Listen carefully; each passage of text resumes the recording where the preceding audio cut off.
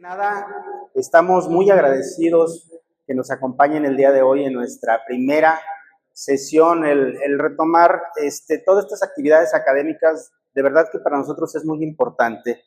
Y quiero hacer un poquito de preámbulo debido a que probablemente algunos de los que nos acompañen no tengan el contexto general de todo esto. Miren, el pasado 8 de agosto, se hizo la renovación de la mesa directiva de la Sociedad Médica y ello trajo consigo pues nuevas actividades que pretendemos llevar a cabo. Esta es una de ellas, ¿sí? La parte académica. Entonces pues queremos que se vuelva ya algo regular y algo común el tener este tipo de actividades. Entonces por ello estamos muy agradecidos que nos acompañen. El día de hoy estamos con el tema sobre toxicología, temas selectos de toxicología. Y en ese terreno pues no hay duda que uno de los personajes que ha sido pilar de la unidad de toxicología del CRIAT, como lo conocemos, es la doctora Verónica Guevara. Ella es adscrita al servicio de toxicología que se encuentra en la unidad Ernesto Arias, ¿sí? Y será quien nos dará esta primera charla. Entonces, sin más preámbulo, por favor, doctora.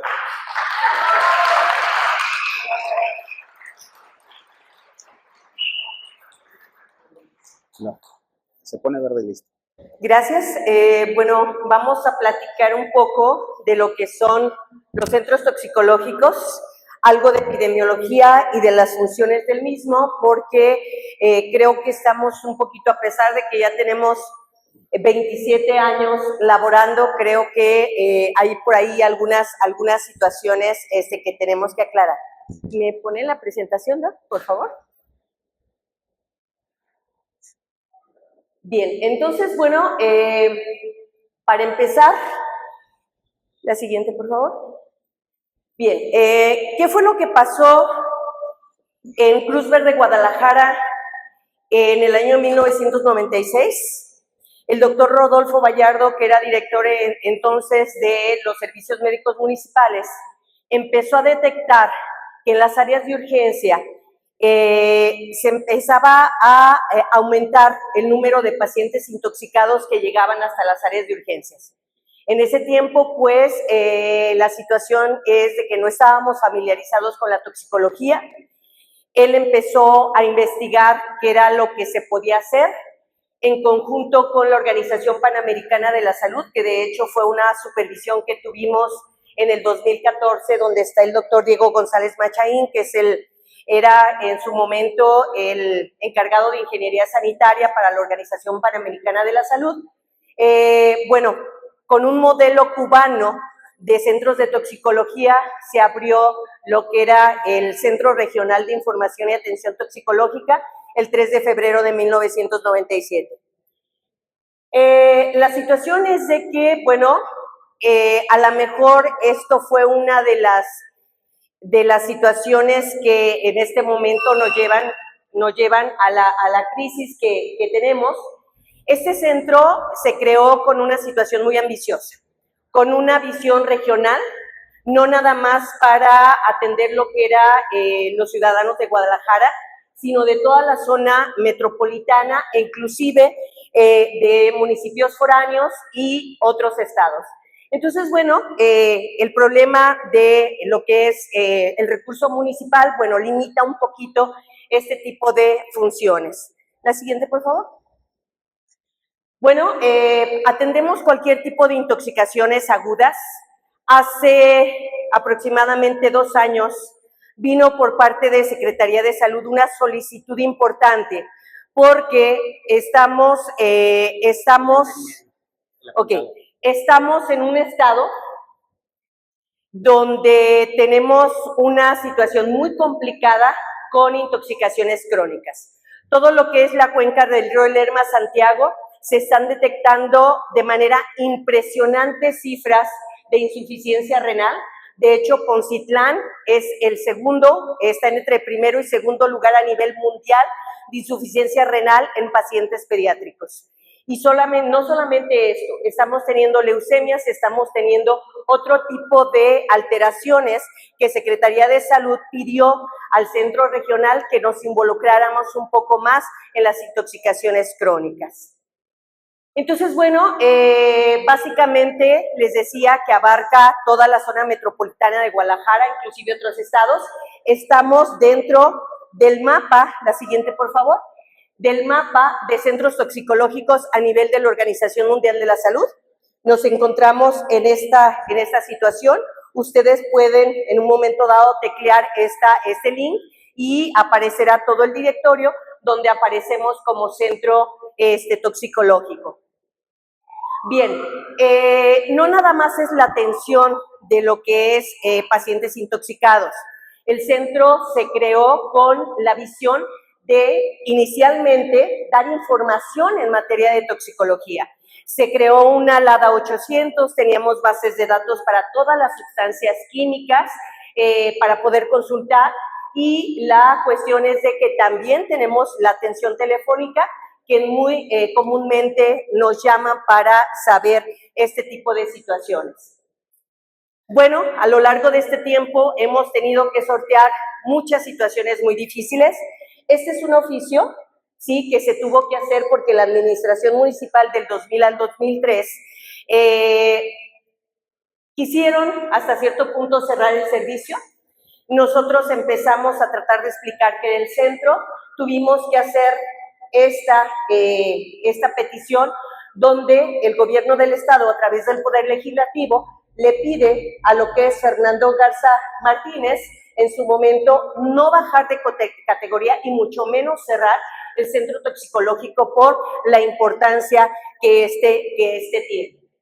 Ok, entrando ya a materia de epidemiología, ¿qué estamos trabajando? Si ustedes se fijan, este es el concentrado anual del 2023, que nos lo dio el servicio de archivo de nuestra unidad, donde atendimos 4,244 intoxicaciones de diversas, obviamente la mayor parte de ellas picados de alacrán, pero la situación es de que el centro de alguna manera funciona.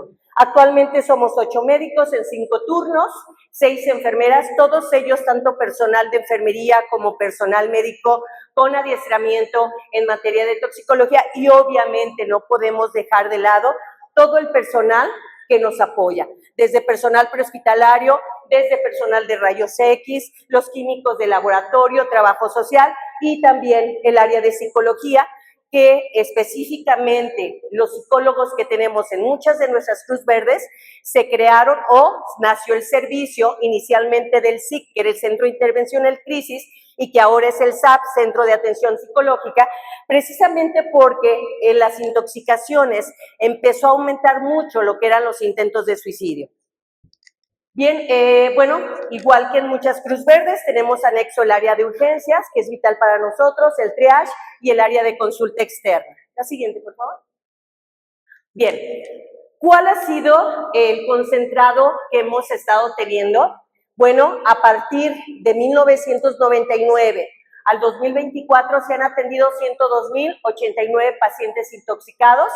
En lo que va del 25, en el corte que hicimos en julio, llevábamos 2,414 pacientes atendidos. Estas son las gráficas de ingreso de pacientes intoxicados. Si ustedes se fijan, tenemos 2 picos epidemiológicos importantes. Esto coincide sobre todo en esta situación o en esta alta incidencia con las picaduras de alacrán.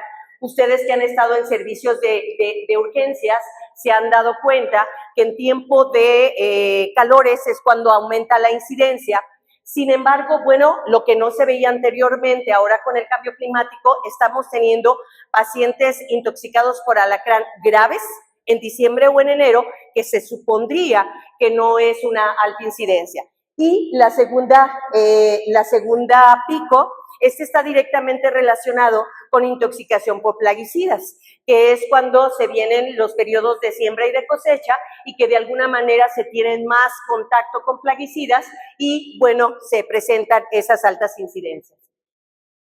Los diagnósticos, bueno, como podemos ver, que es lo que ahorita nos dicen las autoridades, que nos hemos vuelto un centro de atención para pacientes picados de alacrán. Si bien es cierto, nuestro rubro mayor es en picaduras de animales ponzoñosos o envenenamientos por animales ponzoñosos, También tenemos medicamentos, plaguicidas, drogas de abuso, productos del hogar, etcétera. Entonces, bueno, la característica geográfica de nuestro estado nos da precisamente para esto. Otro de los análisis importantes que debemos de hacer es la edad o los grupos etarios de nuestros pacientes intoxicados. ¿Cómo es posible que tengamos el 30% de nuestras intoxicaciones en pacientes pediátricos? Si se supone que el hogar es el lugar más seguro para nuestros pacientes, nuestros niños, y vemos que hay una alta incidencia precisamente de estas intoxicaciones, seguido por el grupo de la edad económicamente activa y un poco menos cargado hacia los grupos de la tercera edad. Nuestra epidemiología de acuerdo a sexos es muy similar. Tenemos una situación muy equitativa en cuanto a los ingresos. Tenemos 51% de lo que son ingresos del sexo femenino y 49% de varones. Esto redunda sobre todo en las picaduras de alacrán, que es mucho más frecuente en las mujeres que están en el hogar y que hacen las labores de casa. Ok, animales ponzoñosos. Vemos que el 46% de nuestros ingresos por animales ponzoñosos efectivamente son por alacrán. Pero ¿qué está pasando con otro tipo de insectos? Que bueno, es interesante el hecho de que si bien es cierto, no se conocen como animales ponzoñosos, sí pueden despertar alguna sintomatología que es necesario tratar. También tenemos lo que es la araña. De la araña, la mayor parte de nuestros ingresos es araña viuda negra. Tenemos también serpientes. El año pasado cerramos con 18 pacientes atendidos por serpiente, mordedura específicamente de lo que son vipéridos, que es serpiente de cascabel. Y tenemos las picaduras de lo que es abeja y ciempiés. Aquí tenemos un grave problema, y no nada más en esta clasificación, sino en todas las clasificaciones de envenenamientos. El problema es que CIE-10, que es la clasificación internacional de enfermedades, clasifica de manera muy gruesa este tipo de situaciones y sería bien importante saber, por ejemplo, de rubros en específico, tanto de medicamentos como de plaguicidas, así como insectos, para tener un panorama mucho mayor. Bien, medicamentos. Bueno, de medicamentos, básicamente las benzodiazepinas es uno de los problemas que tenemos. Benzodiazepinas se supone que es un medicamento controlado, se supone que es un medicamento de difícil acceso, pero es bien común que nos lleguen pacientes con lo que son benzodiazepinas. Antipsicóticos también, misma situación, medicamentos controlados que se supone que no deben de tener una fácil adquisición, sin embargo se encuentran muy a la mano. Mixtas. Aquí tenemos un problema.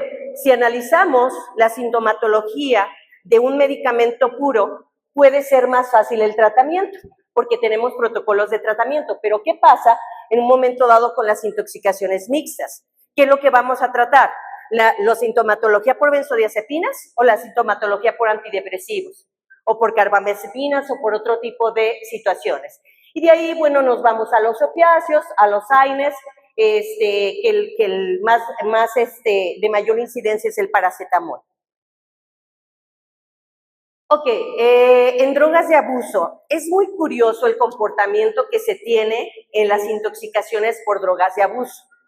En años anteriores, esta clasificación que les estoy haciendo es del último año que tuvimos, pero cada año cambia de una manera impresionante.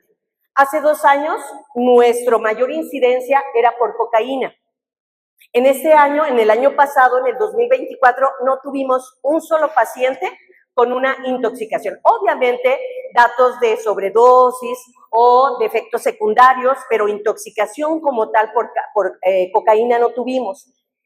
La mayor parte fue etanol, cannabis un 7%, que se ha aumentado en los últimos años con esta situación del uso recreativo y de la supuesta despenalización del uso del cannabis.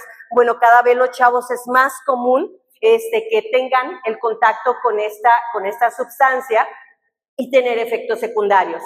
Cristal, que se venía manejando en un 2, un 3% en años anteriores, se tuvo el 18%, y algunas otras drogas.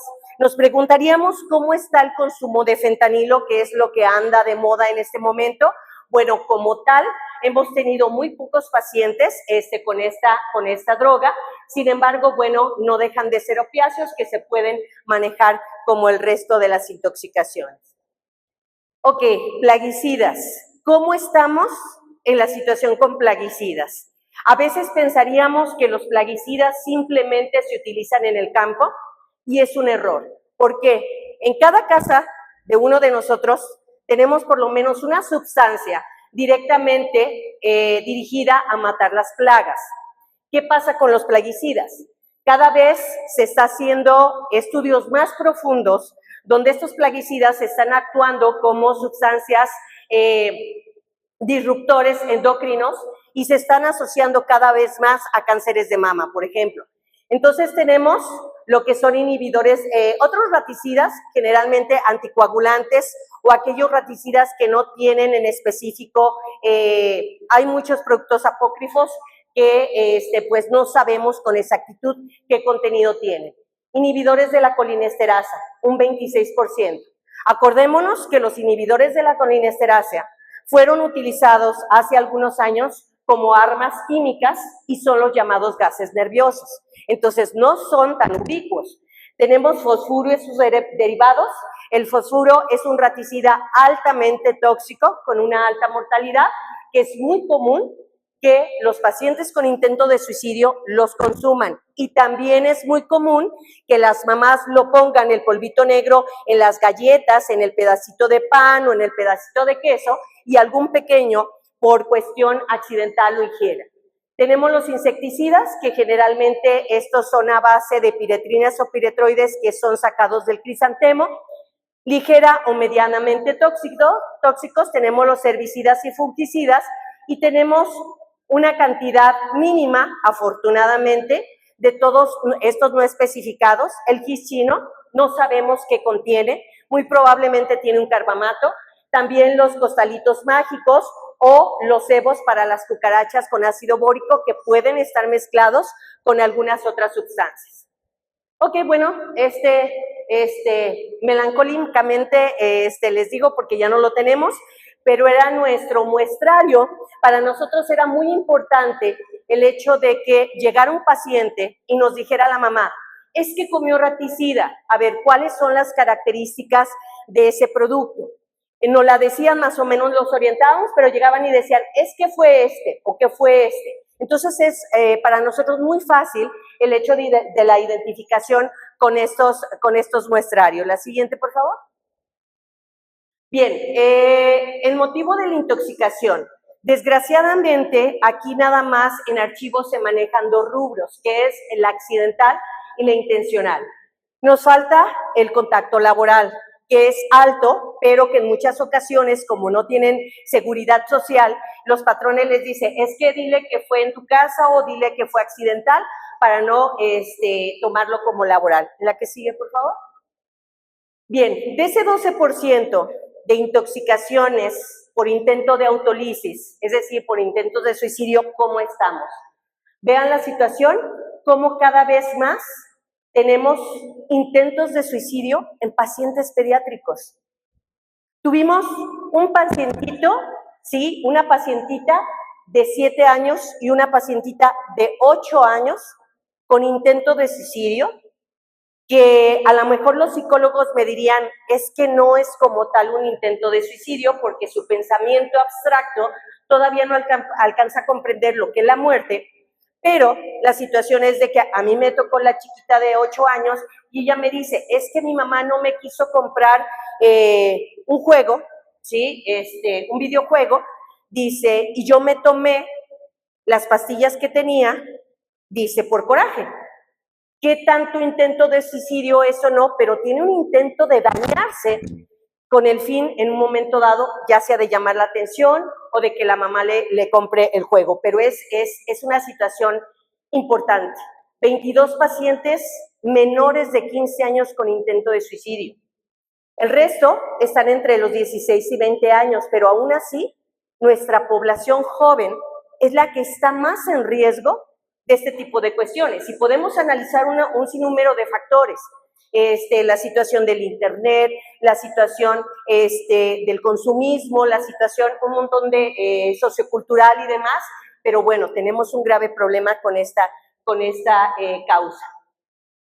Aquí vemos que la mayor parte de nuestros pacientes son de Guadalajara, pero tenemos un 35% que vienen de otros municipios de la zona metropolitana, inclusive municipios foráneos, en un 7%, y 3% de otros estados, que es lo que al municipio de alguna manera no le convence estar gastando esos recursos en personas que no son de la zona metropolitana.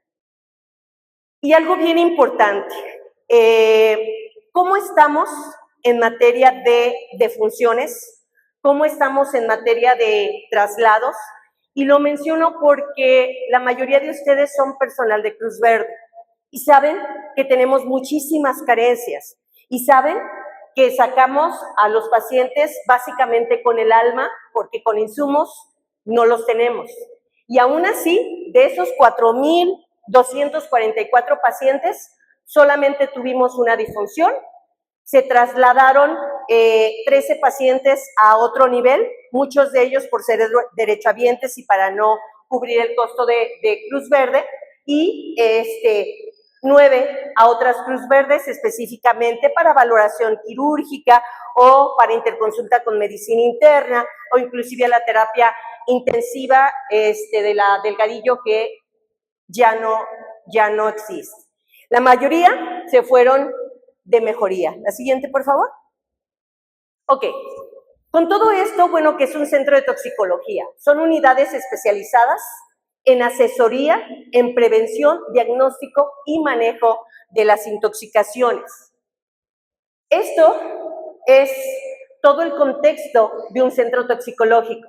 Estamos en el área clínica, en instituciones especializadas, deberíamos de tener la vinculación con universidades, con la botánica, con la micología, por ejemplo, que ahorita están llegando aquellos pacientes con intoxicación por hongo, porque acaba de pasar hongosto y esto, bueno, tienen mucho contacto con este tipo de sustancias. Lo que es organismos de salud pública, laboratorios desde forenses, medioambientales, la industria, lo que son la farmacovigilancia y la toxicovigilancia, con otros niveles de gobierno, inclusive con la defensa civil. La siguiente, por favor, y ahorita vamos a ver por qué. Bien, estos son algunos acontecimientos a nivel internacional con situaciones masivas de intoxicaciones. La cuestión, creo que ya no sé, no, pero ¿sí me escuchan? Ok, la situación es la siguiente, ¿sí? ¿Para qué sirven los centros toxicológicos a nivel internacional? Datos de exposiciones humanas a sustancias químicas. Características de los agentes involucrados. ¿Cómo se dio a cabo la exposición? Los efectos a la salud que tenemos. ¿Para qué? Para reducir la incidencia, para identificar peligros toxicológicos emergentes y para tomar acciones preventivas sobre estas situaciones. Bien, datos generales de sustancias químicas. 60,000 productos químicos industriales a nivel mundial puros.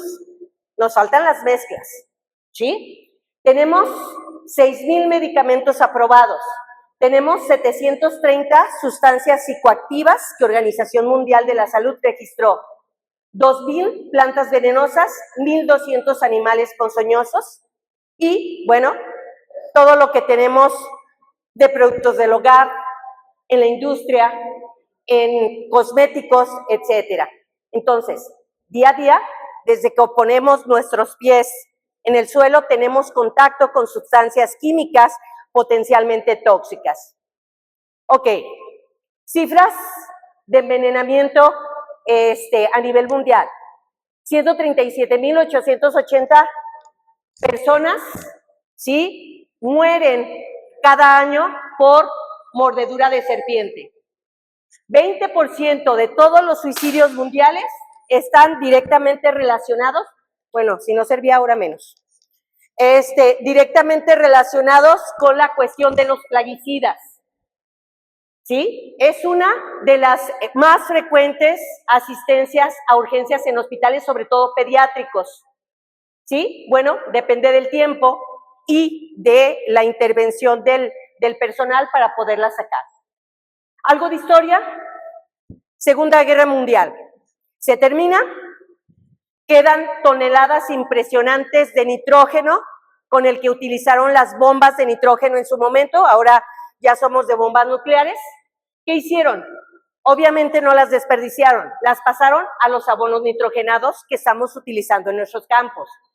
Pero a partir de ahí sale una carrera impresionante para productos farmacéuticos, químicos, cosméticos, pesticidas y demás. En ese tiempo, obviamente, los profesionales de la salud no estaban familiarizados con las intoxicaciones y los pacientes en muchas ocasiones se morían. ¿Qué pasó? Empezaron a preguntarse qué van a hacer con todo aquel personal que está preguntando qué hace con un paciente intoxicado y no tiene cómo hacerlo. Bueno, empezaron a formar estos profesionales de la salud para poder atender esas necesidades. Fíjense bien, en 1949, el primer hospital en Dinamarca que se abrió como unidad de tratamiento. En Estados Unidos, en 1950, empezaron a morir muchos pequeños. Se hizo un comité especial para análisis de estas muertes, donde casi el 50% fueron envenenamientos en pacientes pediátricos. En 1953 se abre el primer centro de información. Primero era atención y después información, y a partir de 1960 se empiezan a abrir en la Unión Europea. Esta es la lista que pueden encontrar ustedes en la OPS, en la biblioteca virtual de la OPS, donde somos el cuarto centro toxicológico que se abrió en México en 1997. La siguiente, por favor.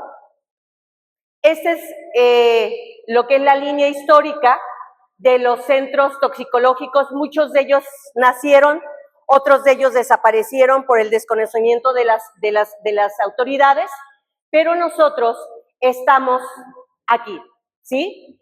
Cruz Verde Guadalajara se abrió junto con Veracruz, estamos en el lugar 13 del directorio de Red Toxicológica Mexicana.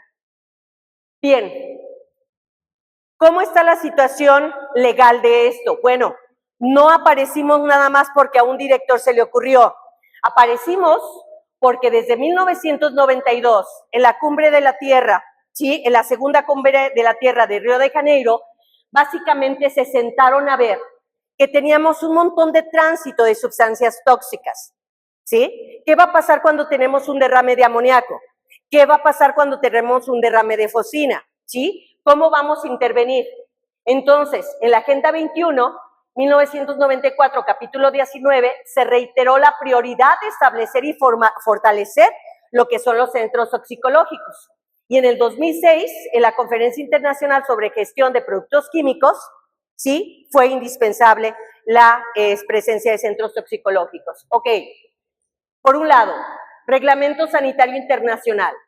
El Reglamento Sanitario Internacional obliga a la Dirección General de Epidemiología, por medio de COFEPRIS, ¿sí?, que se fortalezcan las capacidades básicas de los centros toxicológicos junto con un laboratorio de toxicología que va más allá de nuestros pacientes intoxicados. Bien, tipos de centros toxicológicos: de información, de unidad de toxicología clínica y laboratorio de toxicología. Centro de información, todo aquel centro, por ejemplo, el de Tepic, así está. En Tepic labora solamente horas de oficina, donde ustedes tienen un paciente toxicológico, hablan y les dan la información. ¿Dónde está CRIAT? Aquí, en la unidad de toxicología clínica. Aquí se tiene la capacidad de brindar tratamiento a los pacientes envenenados, donde tenemos la capacidad en el diagnóstico y en el tratamiento. Cuando vienen con la cajita de medicamentos es fácil. Pero cuando el paciente está inconsciente y estamos ante una intoxicación mixta o desconocida, bueno, ¿qué vamos a hacer? Ya tenemos en un momento dado ciertos protocolos de identificación para el diagnóstico de estas intoxicaciones. Entonces, es importantísimo que exista el personal y las correlaciones con otras instituciones. Laboratorio de análisis toxicológicos, ¿sí? Fundamental para corroborarnos el diagnóstico. Sí, sí es cierto, tenemos una sospecha clínica, pero ¿qué más que el hecho de tener el apoyo laboratorial? Ahora, tenemos nada más determinaciones en algunas, en el centro, en el CRIA, tenemos determinaciones en orina cualitativas. Sin embargo, tiene que irse más allá, ¿sí? Con determinaciones cuantitativas, sobre todo hablando en materia de intoxicaciones crónicas. ¿De dónde vamos a tomar la muestra? Ya no de orina ni de sangre. La vamos a tomar de cabello, la vamos a tomar de uñas, la vamos a tomar de dientes o de otros órganos que nos pueden orientar.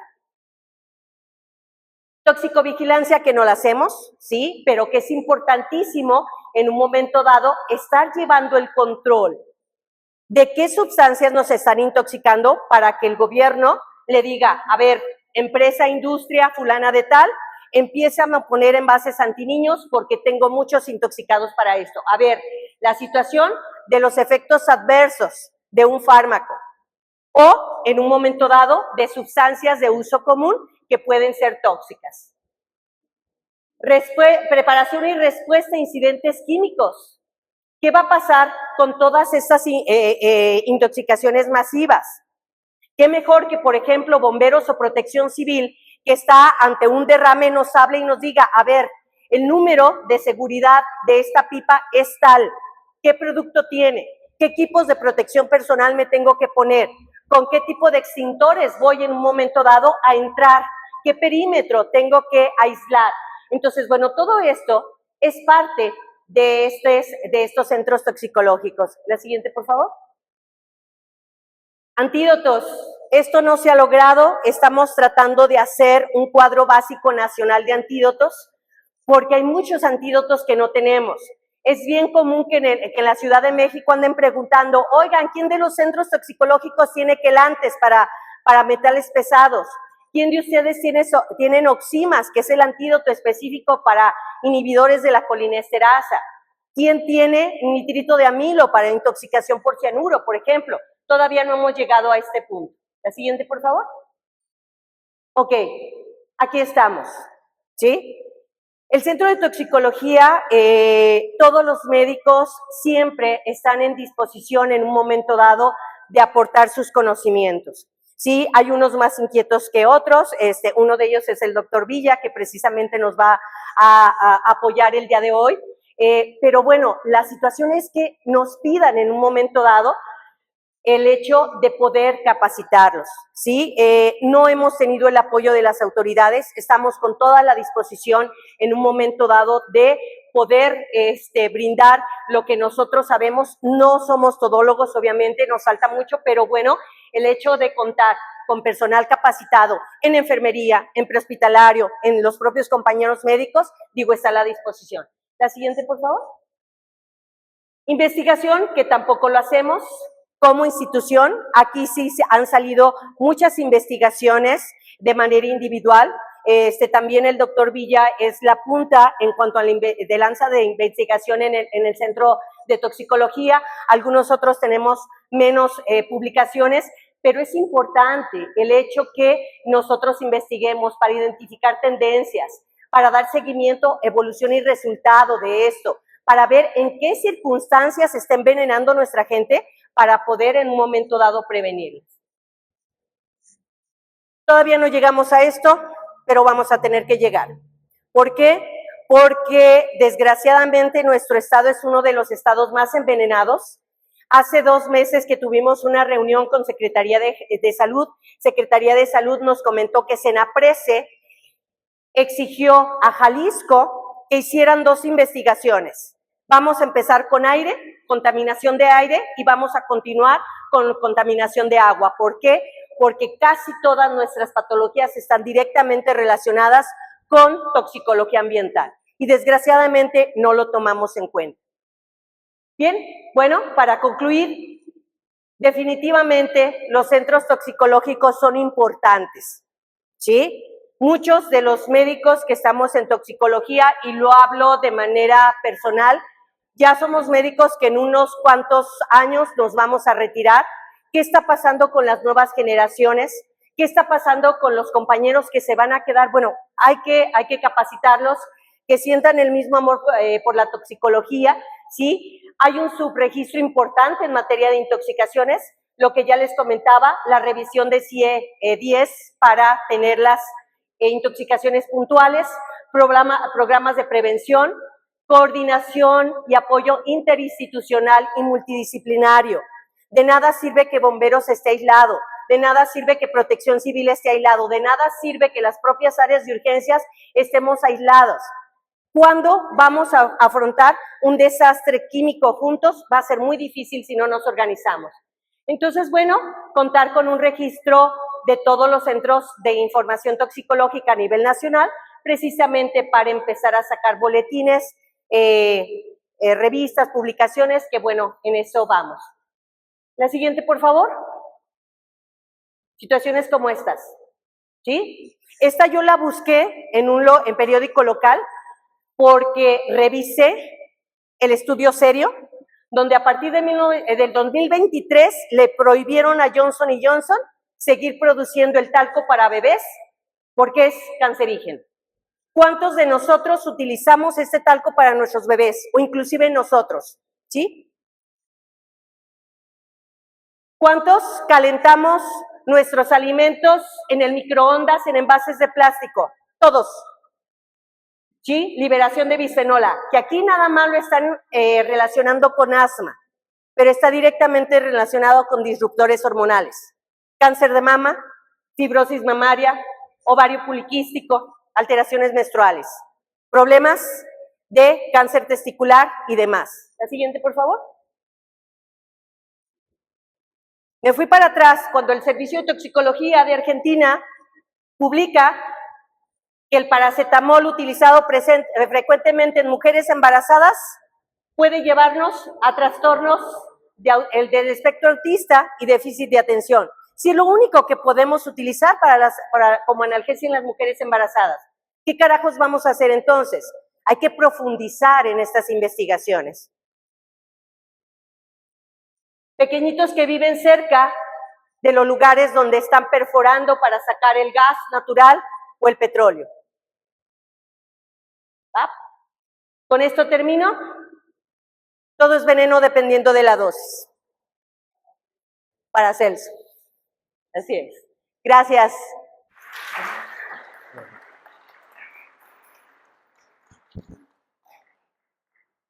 Muchas gracias por la invitación. Vamos a empezar porque es un tema bastante amplio para media hora que me dieron, pero está bien. Normalmente es lo que tenemos para estabilizar un paciente y es lo que vamos a ver, el manejo inicial del paciente intoxicado. Entonces, nos vamos a ir como si de veras lo tuviéramos presente a esa velocidad. Antes que nada, todo lo que veamos, el manejo, tiene que ver con evidencia, ¿sí? Ahí va a ser una gran ventaja porque nos vamos a quitar un montón de cosas que no tenemos que saber. Decía, hay un principio de Pareto que dice que el 80% de nuestros resultados viene del 20% de las cosas que hacemos. Hay que identificar esos 20% de cosas que hacemos que son correctas, que nos dan el 80% de los resultados y lo demás tirarlo para no estarnos desgastando. Entonces nos vamos a dedicar a ver evidencia, ¿sale? Todo lo que tengamos que discutir, se los acepto en evidencia. Ya dijeron esta frase, la dijo Filipus, Bonfassen, Gunheil, que nadie sabía cómo lo iban a pronunciar nunca, entonces se pone un seudónimo y se hace llamar Paracelso. Pero todo es tóxico. La diferencia entre un tóxico y no es la dosis, hasta el amor, ¿no? Entonces hay que saber cuánto. La que sigue. Bajo ese principio, pues, la toxicología es sumamente amplia y se va a enfrentar a muchas situaciones que tenemos que aprender a resolver. Cuando llegué al Centro de Toxicología hace unos talleres, lo primero que hice pues, es investigar, es algo que me gusta hacer. Hicimos este artículo y vemos a qué nos enfrentamos. Les decía, hay que aprender a saber lo que nos vamos a manejar para manejarlo y despreocuparnos, ¿no? La mayoría, animales de ponzoña, 57%. Aprendan a manejar eso y ya pueden manejar un centro de toxicología en el 57% de sus motivos de consulta. Después, medicamentos, drogas Intentos de suicidio, es de lo que más van a manejar, por eso vamos a ver mucho el manejo en relación a intentos de suicidio. Quien maneja toxicología tiene que manejar intentos de suicidio. Y ver de qué se nos morían. La mortalidad de nuestro centro, en aquel entonces cuando hicimos el artículo, estaba en el punto 3. La mortalidad es tan variada que hay centros que reportan hasta un 30% de mortalidad en intoxicados, y hay otros que van a punto 0,1. La meta, pues como centro, es bajarlo, ¿verdad? Llegar cada día a ser menos. Sí se ha logrado, por ahí creo que en el año llevamos 1. Entonces, en el total de la causística vamos a andar por debajo del punto 0,1 de mortalidad. Es importante identificar de qué se mueren, porque son los pacientes a los que hay que ponerles mucha atención. La mayoría, le podemos dar la que sigue, por favor, fue por intento de suicidio.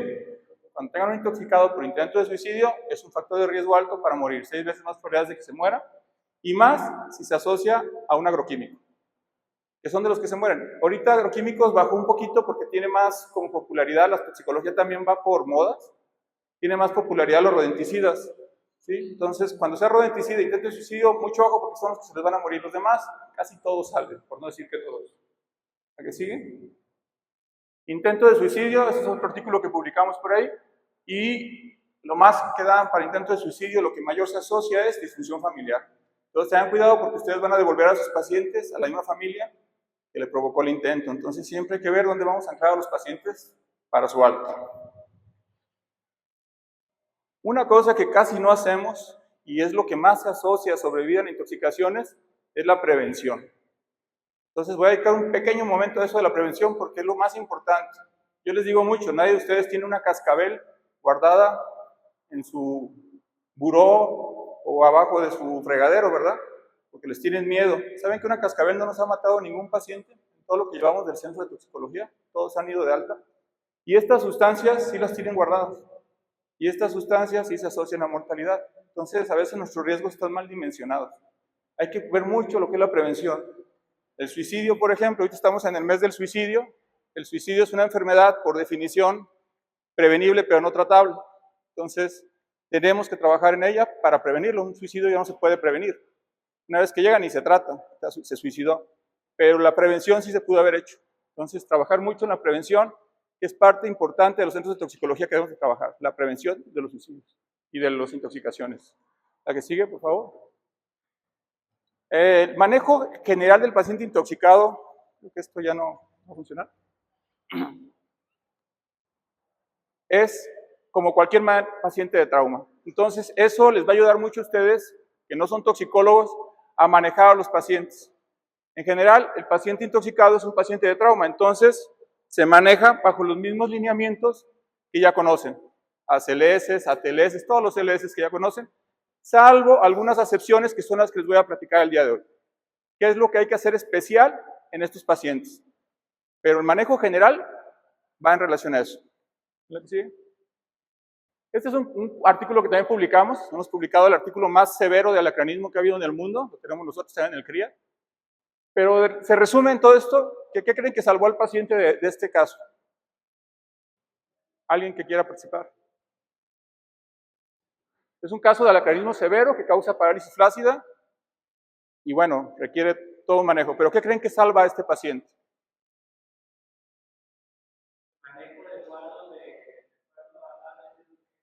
¿El alacramín sería?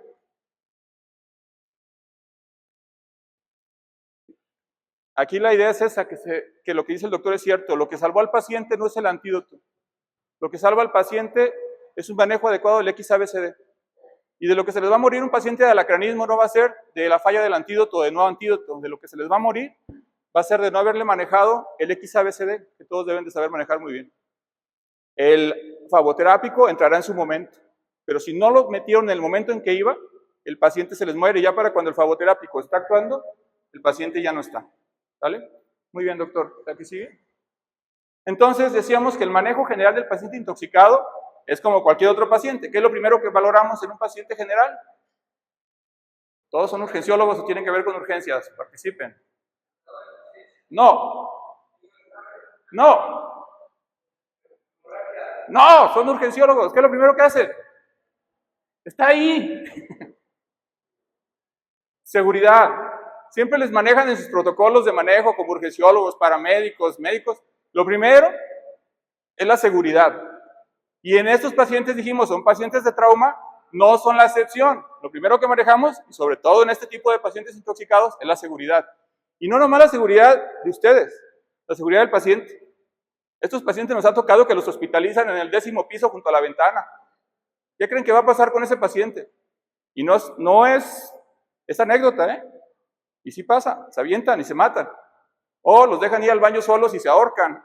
Seguridad, señores. O traen tóxicos con ellos y nos intoxican.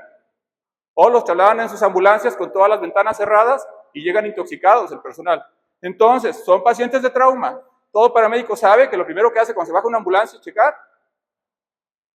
Seguridad, por favor. ¿Sí? Y esto es lo mismo con sus pacientes. Lo primero que tengo que ver son su seguridad. Son pacientes de riesgo, son pacientes que atentaron contra su vida, de ellos mismos. ¿Creen que les importa la vida de ustedes? Tengan cuidado con los pacientes, porque pueden atentar contra su propia vida. Nos han tocado pacientes que los estamos desintoxicando y se siguen intoxicando porque traen pastillas. Y tú les quitas y ellos se ponen, hasta que te das cuenta que están comiendo. O antes teníamos un muestrario en el CRIAD, alguien ha de haber tocado conocerlo. Pacientes que luego van y seleccionan de ahí y se vuelven a tomar otra cosa, porque antes había botes que todavía tenían. Seguridad, no se les olvide, muy, muy importante en los intoxicados y en cualquier paciente de trauma. Les dicen que tienen que tener su equipo de protección, ¿verdad? Eso es su seguridad. Médicos nuevos, médico ensangrentado, ¿verdad? Médico viejo, médico que se mantiene limpio, porque cuida ya su seguridad sobre otras cosas. ¿Qué sigue de la seguridad? Vamos, urgenciólogos. Situación, muy bien, la que sigue, por favor. Siguiente parte del manejo de un paciente intoxicado, situación y escena. Y en el intoxicado, muy importante, antes de que pase otra cosa, van a ser pacientes que probablemente se nos van a deteriorar y que si no recabamos información antes, ya no la vamos a tener y hubiéramos querido preguntarle tantas cosas. ¿Sí? En estos pacientes, pregunten a los paramédicos, a los familiares, a ellos mismos. Si no creerles mucho porque de repente mienten, pero sí nos ayuda a saber cómo están pensando, qué ideas tenían. No teman preguntar, oye, ¿querías morirte? ¿Lo hiciste por querer morirte? Pregúntenselo abiertamente, ya más mal no se va a poner. Preguntas, decían que tengo unos amigos que siempre me dicen todo. ¿Qué tomó? ¿Cuánto tomó? ¿Cómo se intoxicó? Hay pacientes que se intoxican vía cutánea y les hacen lavados gástricos. Tú dices, pues no entiendo el razonamiento, ¿verdad? ¿Cuándo? El tiempo es muy importante para saber en qué momento voy a ver los efectos de lo que tomó. A lo mejor lo acaba de tomar y yo digo, ay, está súper bien el paciente, que se vaya a su casa. Y al rato se murió en casa. ¿Sí? O lo tomó hace 15 días y ya es que la verdad pues ya no es para mí, ya más bien psicología o psiquiatría, otra gente, ¿no? ¿Dónde? A veces el lugar de donde provienen los pacientes nos dice mucho de qué tiene el paciente. ¿Sí? El por qué es súper importante y ya se los dije. Si es intento de suicidio, 6 veces más probabilidades de que se muera. Entonces, eso es un dato muy importante. ¿Y el qué más? Cuando combinan cosas. Porque de repente empiezan a tratar una benzodiazepina y al rato, porque tomó antidepresivos, trae el paciente convulsiones y ¿qué le tienen que poner? Benzodiazepinas. Porque no preguntaron las combinaciones. Entonces, todas esas notas son bien importantes y son para todos los pacientes, ¿eh? Pero en la toxicología cobra mucha importancia la cinemática, la escena. A veces el paciente no la puede proporcionar, pero ¿quién sí? El paramédico que nos trae al paciente. El familiar, recabar esa información es muy importante.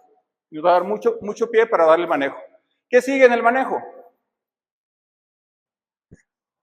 Urgencias, urgencias. ¿Qué sigue? Esta es cultural. Ya llevamos seguridad de escena, situación. ¿Qué sigue? Nos falta una parte de la situación. Dame la que sigue. El triage. ¿Se acuerdan del triage? Palabra francesa que significa selección. En estos pacientes hay que hacer triage. Y hay que catalogarlos. ¿En qué parte los vamos a meter? Y aquí voy a empezar a manejar una cosa que a lo mejor no han oído mucho, porque no nomás les voy a hacer un triage médico, sino un triage psicológico al paciente. Súper importante catalogarlo, en qué tipo de manejo lo voy a tener.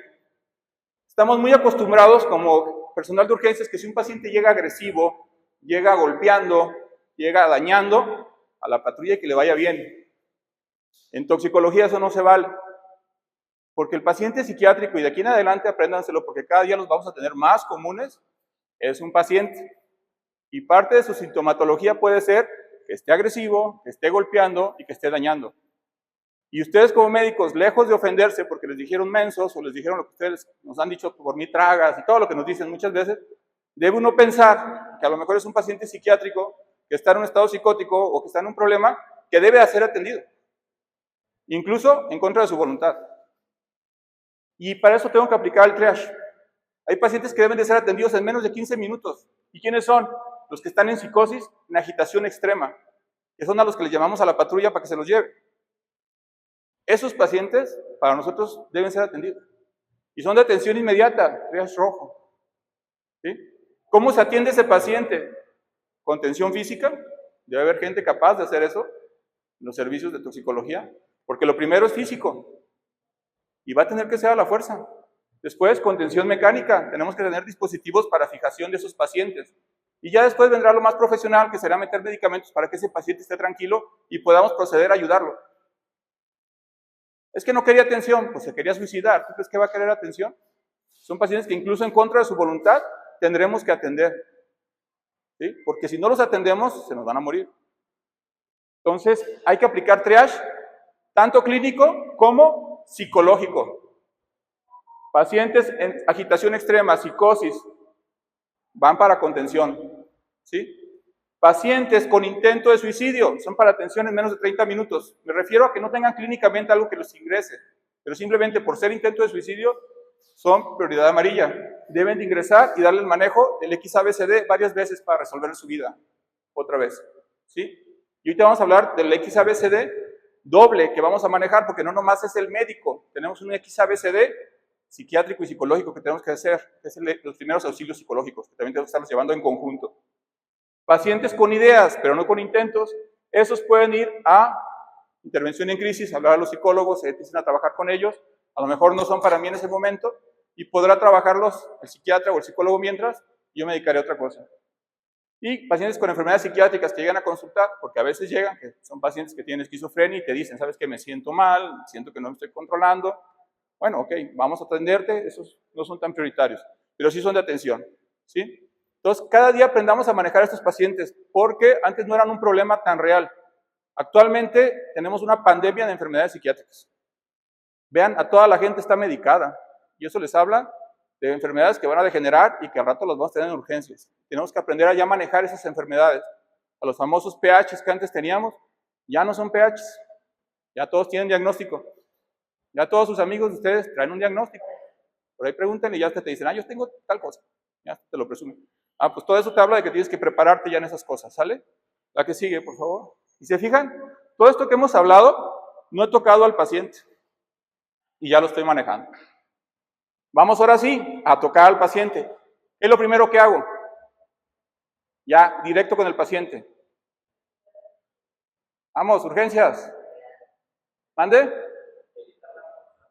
No. No. Ya cambió el ABC hace mucho. X, ya empieza en X. Y en el área hospitalaria también, empieza con la X. Si está la X que tratar, hay que tratar la X. Y aquí les voy a poner otra X que es exposición. Los pacientes que llegan por intoxicaciones e intentos de suicidio, hay que retirarlos de la exposición. ¿Qué es la exposición?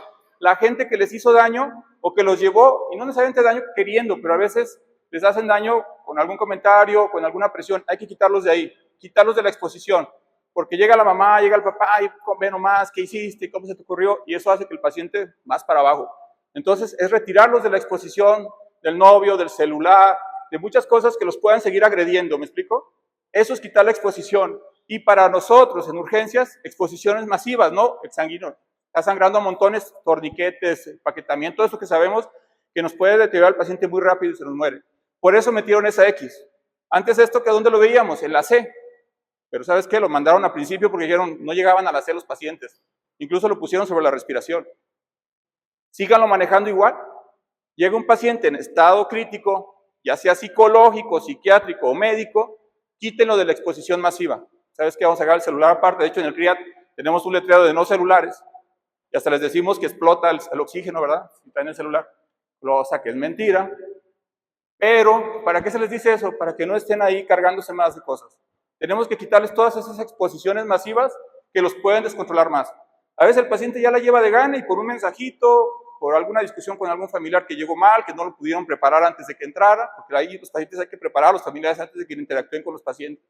Para eso está psicología. Va a llegar un familiar nuevo, pasa psicología platica con él, para que luego pueda pasar con el paciente, porque si no al rato me lo deja otra vez mal, o me echa para atrás el trabajo. Entonces, quiten las exposiciones masivas. Y también cuando hay tóxicos en demasía, quiten el tóxico en demasía. ¿Sí? Ahí es donde se vale descontaminar rápido al paciente, quitar los excesos de polvos, de cosas cutáneas, ácidos, álcalis, todo eso. Va en esa parte, inicien la descontaminación lo más rápido que se pueda. Quítenle toda la ropa, báñenlos cuando sea cutáneo, póngalos a respirar oxígeno al 100% cuando es instalado. Cosas de este tipo van en la X. ¿Queda? Ahora sí pasemos a la siguiente parte del manejo. ¿Cuál es la siguiente parte? Ya se la saben. Ya ven, ya vamos más o menos en concordancia. Lo que todos ya conocemos, la vía aérea, es súper importante. En los pacientes intoxicados, la vía aérea es súper importante. Olvídense del alacramín, olvídense de la oxima, olvídense de la atropina. Empecemos por manejarla. Llegará el momento del medicamento. Está hasta la F, en fármacos. Pero tengo que pasar primero por esto. ¿Sale? Abrir vía aérea y control de columna cuando sea necesario, que es muy raro, pero sí nos tocan. Por ejemplo, pacientes que se colgaron, pacientes que hicieron, ahí hay que tener cuidado con la columna en ellos, porque aparte de todo lo que traen, también traen su trauma medular. Entonces, tenemos ahí problemas mixtos. Los mecanismos de las urgencias normales, métodos manuales, mecánicos, transtraqueales, pero agreguen una para el paciente más o menos estable que se llama activar la escucha activa. ¿Sí? Eso aplica para los pacientes de intento de suicidio. Aparte de estarle manejando su si el paciente está en condiciones, ayudarlo a que me empiece a platicar, que me hable. No hay nada que ayude más a un paciente en crisis que el hablar. Y aparte que te da muchos datos para poderlo ayudar. Mientras tengas paciente, porque no sabes, tomó 30 pastillas de diazepam, pues a lo mejor en ese momento todavía está despierto, pero en algún momento ya no lo vas a tener.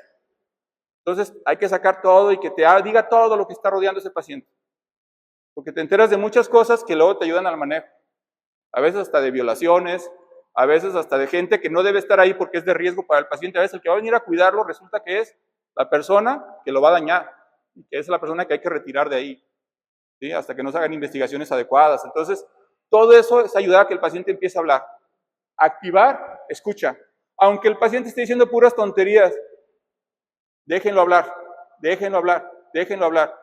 Con nosotros había un psicólogo que a mí me maravillaba porque ese psicólogo tiene una capacidad de escuchar. A veces era la 1 de la mañana, llegaba el paciente y salías a las 4 de la mañana a hacer un rondín, ir al baño pues, y seguía él escuchando. ¿Sí? Y tenía esa capacidad de escarbarle bien a los pacientes. Ojalá tuvieran más esa capacidad. Yo sé que para nosotros es difícil en urgencias, pero el tiempo que tengan con el paciente, escúchelo. Y motiven lo que esté hablando, a que esté diciendo y que te explique qué pasó, por qué lo hizo, cuánto tomó, qué enfermedades, todo lo que le puedan sacar, manejen el diálogo. Que hable sin interrumpirlo, sin juzgarlo. No es el momento de decirle, qué menso estás, cómo se te ocurrió hacer esto, te hubieras mejor aventado de la... Porque luego le damos consejos, ¿verdad? ¿Para qué tomar las pastillas? Mejor te hubieras aventado el puente si querías matar, y cosas así que no debemos de platicar de más. O sea, no juzguemos, no juicios de valor, solamente escuchar. Activar escucha, ¿sale? Es aparte de lo que saben hacer muy bien, de su manejo de la vía aérea. Acuérdense, el diagnóstico definitivo es menos importante que el manejo inicial. Tengo que tener paciente. Primer indicador de gravedad, taquipnea. Si el paciente está respirando rápido, estoy hablando de que el paciente ya tiene un grado de gravedad ahí, de intoxicación, y que me tengo que apurar. Sí puedo platicar, pero tengo que ir trabajando, ¿sale? Entonces, ir haciendo lo que me corresponde, porque ese es un dato importante de que el paciente se me va a deteriorar. ¿Qué sigue de la A? A ver, si saben, el abecedario, por favor. ¿Qué sigue de la A? La B, muy bien, vamos. La B, voy a administrar oxígeno al paciente, ¿sí? Ya sabemos todos esto del manejo de la vía aérea, ¿no? Cuando hay que manejar oxígeno, cuando hay que manejar aporte a presión positiva y cuando hay que entubar al paciente. Los criterios son los mismos para un paciente intoxicado. Nada más traten, en la medida de lo posible, en los intoxicados, recabar la información antes de asegurar la vía aérea. Porque una vez que los aseguren, se perdió toda la información. Entonces, si pueden, el paciente nos da tantita chance, interrogar para sacar toda esa información que ocupo. Aquí en la B les recomendamos mucho la placa. Hay 2 placas para toxicología, abdomen y tórax. Así como los pacientes críticos tienen sus placas básicas, laterales cervicales, pelvis y tórax, aquí hay 2 básicas, abdomen y tórax. Sobre todo para sustancias que se logran ver, ¿sí? O para químicos que puedan provocar neumonitis y cosas de ese tipo, tomen las radiografías. Se llevan muchas sorpresas a veces. Hay pacientes que incluso nos llegan inconscientes, no sabemos qué tienen, son placas de rigor en ellos. Placa de tórax, placa de abdomen. Recordar el séptimo signo vital, que es el oxímetro, pues, que estén tomándolo, y esas placas. Y aquí, en cuanto a lo psicológico, va una parte que es mejorar la ventilación. Ayuden al paciente a que esté respirando tranquilo en medida de lo posible. Y eso lo va a hacer en reflejo a ustedes. Si ustedes se acercan a él y respiran tranquilos y trabajan tranquilos, el paciente empieza por reflejo a hacer lo mismo. Si ustedes se alteran, el paciente se va a exacerbar. Entonces, que les vean tranquilidad a ustedes. Motívenlo a llegar a la tranquilidad. Incluso lo invítelo a que practique un ejercicio de respiración. Dígale, ¿sabes qué? Te voy a enseñar un ejercicio de respiración para que lo hagas cuando tengas tiempo. Y en ese momento le estás enseñando a respirar para que empiece a respirar bien. Paciente en estado ansioso, en estado de descontrol emocional, el recuperar su respiración le ayuda bastante a recuperarse. Eso sería en cuanto a la B de primeros auxilios psicológicos. ¿Qué sigue la B? De la B. C, vámonos a la C rápidamente. Categorizar necesidades y el control, ¿sí? Ya saben lo que es C, ¿no? Control de hemorragias, pulso. Aquí es muy importante, aparte de lo que ya sabes manejar, que es el diagnóstico de shock en los pacientes, ¿verdad? Ya saben que shock lo diagnostico en la mano, llenado capilar, temperatura, coloración, etc. Aparte de eso, tomar en cuenta que muchos de los shocks que vamos a ver en C son disociativos. ¿Sí me explico? El shock disociativo no se resuelve como resolvemos los demás shocks. ¿Qué es disociativo? Que en sí el problema está en la célula, que no está pudiendo captar el oxígeno. Entonces, en toxicología, la mayoría de los shocks tengo que resolverlos a nivel celular. Y esto es con antídotos, quitar tóxico, etcétera, para que puedan salir los pacientes. Si no, no salen ni con líquidos, ni con aminas, ni con otras cosas. Y algo que les incorporamos para el manejo de la C aquí, el electrocardiograma. Súper bueno. Bueno, bonito y barato. Hagan electros en los pacientes. Un electrodinámico, ¿no? Conecten el monitor y que les ponga las derivaciones. Porque eso nos habla de toxicidad en los pacientes y del manejo que tengo que dar. Sobre todo cuando tenga que ver el tóxico con electrolitos. Sodio, potasio, ATPasa, bomba, calcio y beta bloqueadores. Esos 4 de sí o sí todos monitorizados. Mientras el paciente no les dé alteraciones electrocardiográficas, el paciente va bien y la mayoría les va a ir muy bien. Si se empieza a dar alteraciones electrocardiográficas, van con antídoto. Y el electro les dice el antídoto que llevan también. Ensancha QRS, bicarbonato. ¿Vale? Taquicardia. Pásame los que siguen, por favor. Por ejemplo, ese es lo que va a cambiar el potasio. ¿Qué es eso? Unas puntas torcidas, ¿no? Hay que darle tratamiento al manejo de taquicardia ventricular, de puntas torcidas. La que sigue, bloqueadores de canales de calcio. ¿Qué es lo que hace ahí? Ensanchamiento de los QRS. Ensanchamiento de QRS, bicarbonato. No se tratan con otra cosa. Ahí sí tengan cuidado de meter un antiarrítmico de otro tipo. Cuando ensancha QRS, metan bicarbonato. Es el antídoto específico cuando es por intoxicación. Cuando es por otra causa de esa arritmia, que ensanche QRS, buscarán los ACLS. Pero cuando no, cuando es por tóxicos, métanle bicarbonato. La que sigue, por favor. Sodio de potasio. ¿Quiénes son estos? Los digitálicos. Tratamiento con los anticuerpos antidigital que no los van a encontrar, pero pueden impregnarlo con DFH. La que sigue, por favor. Beta bloqueadores y calcio antagonistas. Los bloqueos, ¿verdad? Vamos a ver cómo empieza a hacer bradicardias importantes. ¿Qué hay que hacer? Pues medicamentos que aumenten la frecuencia, marcapasos, incluso transcutáneos, si es que lo podemos aplicar con el... Mientras podemos poner otra cosa, y pues el medicamento específico, glucagon o otras cosas que son más difíciles de conseguir. La que sigue, eso sería C. D. ¿Qué es D? Derivar a grupos de apoyo cuando tiene que ver con pacientes psicológicos. Ya lo estabilicé, ya está respirado bien. Vamos a derivarlo a los grupos de apoyo que debe. Y cuando tiene que ver con nosotros, déficit neurológico, ¿verdad? Pero también le vamos a meter una cosa que es para nosotros como toxicólogos, D de descontaminación. Y aquí hay mucho de qué hablar. ¿Sí? Porque hay varias cosas de descontaminación: vómito, lavado, sondas, carbón activado, catártico, lavado intestinal. Va una pregunta, ¿me das la que sigue, por favor? Y aquí empiezan los problemas. La que sigue, por favor. Una muy común, carbón activado y lavado gástrico. ¿Quién los ha hecho? Pregunta, ¿por ignorancia o por iatrogenia?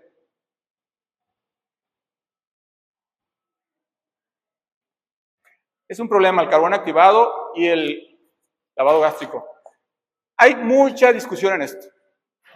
Actualmente dicen, si lo vas a hacer, piénsalo muy bien si lo vas a hacer. Y si lo vas a hacer, que sea dentro de la primera hora, nada más. Tanto el lavado como el carbón. Después no ha demostrado utilidad. ¿Sí? Ahora, para hacerlo bien, por ejemplo, un lavado gástrico ocupas una sonda de 40 French. ¿Sí? ¿Quién sabe qué son 40 French? ¿Saben qué es un French? Ni que fuera francés, ¿verdad? Pues bueno, 1 milímetro son 3 French. Entonces saquen la conversión. 40 French, estaríamos hablando de una sonda casi de 13 milímetros. ¿Quién tiene una sonda de 13 milímetros para un lavado gástrico? Les meten tristes sondas de 5 milímetros y dicen que sacan las pastillas por ahí. La verdad no sacan gran cosa. Pero bueno, vamos a ver la evidencia. Dijimos que teníamos que ver la evidencia. Denme la que sigue, por favor. Por eso decía que hay cosas que no hay que desgastarse tanto. La mayoría de los pacientes no llegan dentro de la primera hora, no son candidatos a este tipo de intervenciones. Lavado gástrico. La que sigue, por favor. Bueno, esto es en cuanto al vómito. Ya sabemos todos que el vómito para nosotros no tiene ninguna utilidad, incluso puede ser muy contraproducente, no lo hacemos. Carbón, lavado gástrico, la que sigue. Carbón activado, otro de los grandes. Este es un metaanálisis publicado en Lancet. Si ustedes saben, los metaanálisis se resumen en estos árboles de decisión, donde todo lo que toca el centro es nulidad, y vean el efecto global, toca el centro en todas las formas en que lo pudieron analizar.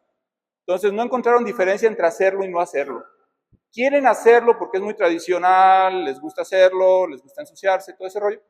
Háganlo, pero dentro de la primera hora. Y siempre y cuando no tenga contraindicaciones. ¿Cuáles son las contraindicaciones del lavado y del carbón? Las famosas A's, ¿no? Todo lo que empiece con A no se hace. Alcoholes, no. Álcalis, no. Ácidos, no. Alifáticos, que son hidrocarburos, no. Alteración del estado de alerta, no. A menos de que asegures previamente la vía aérea.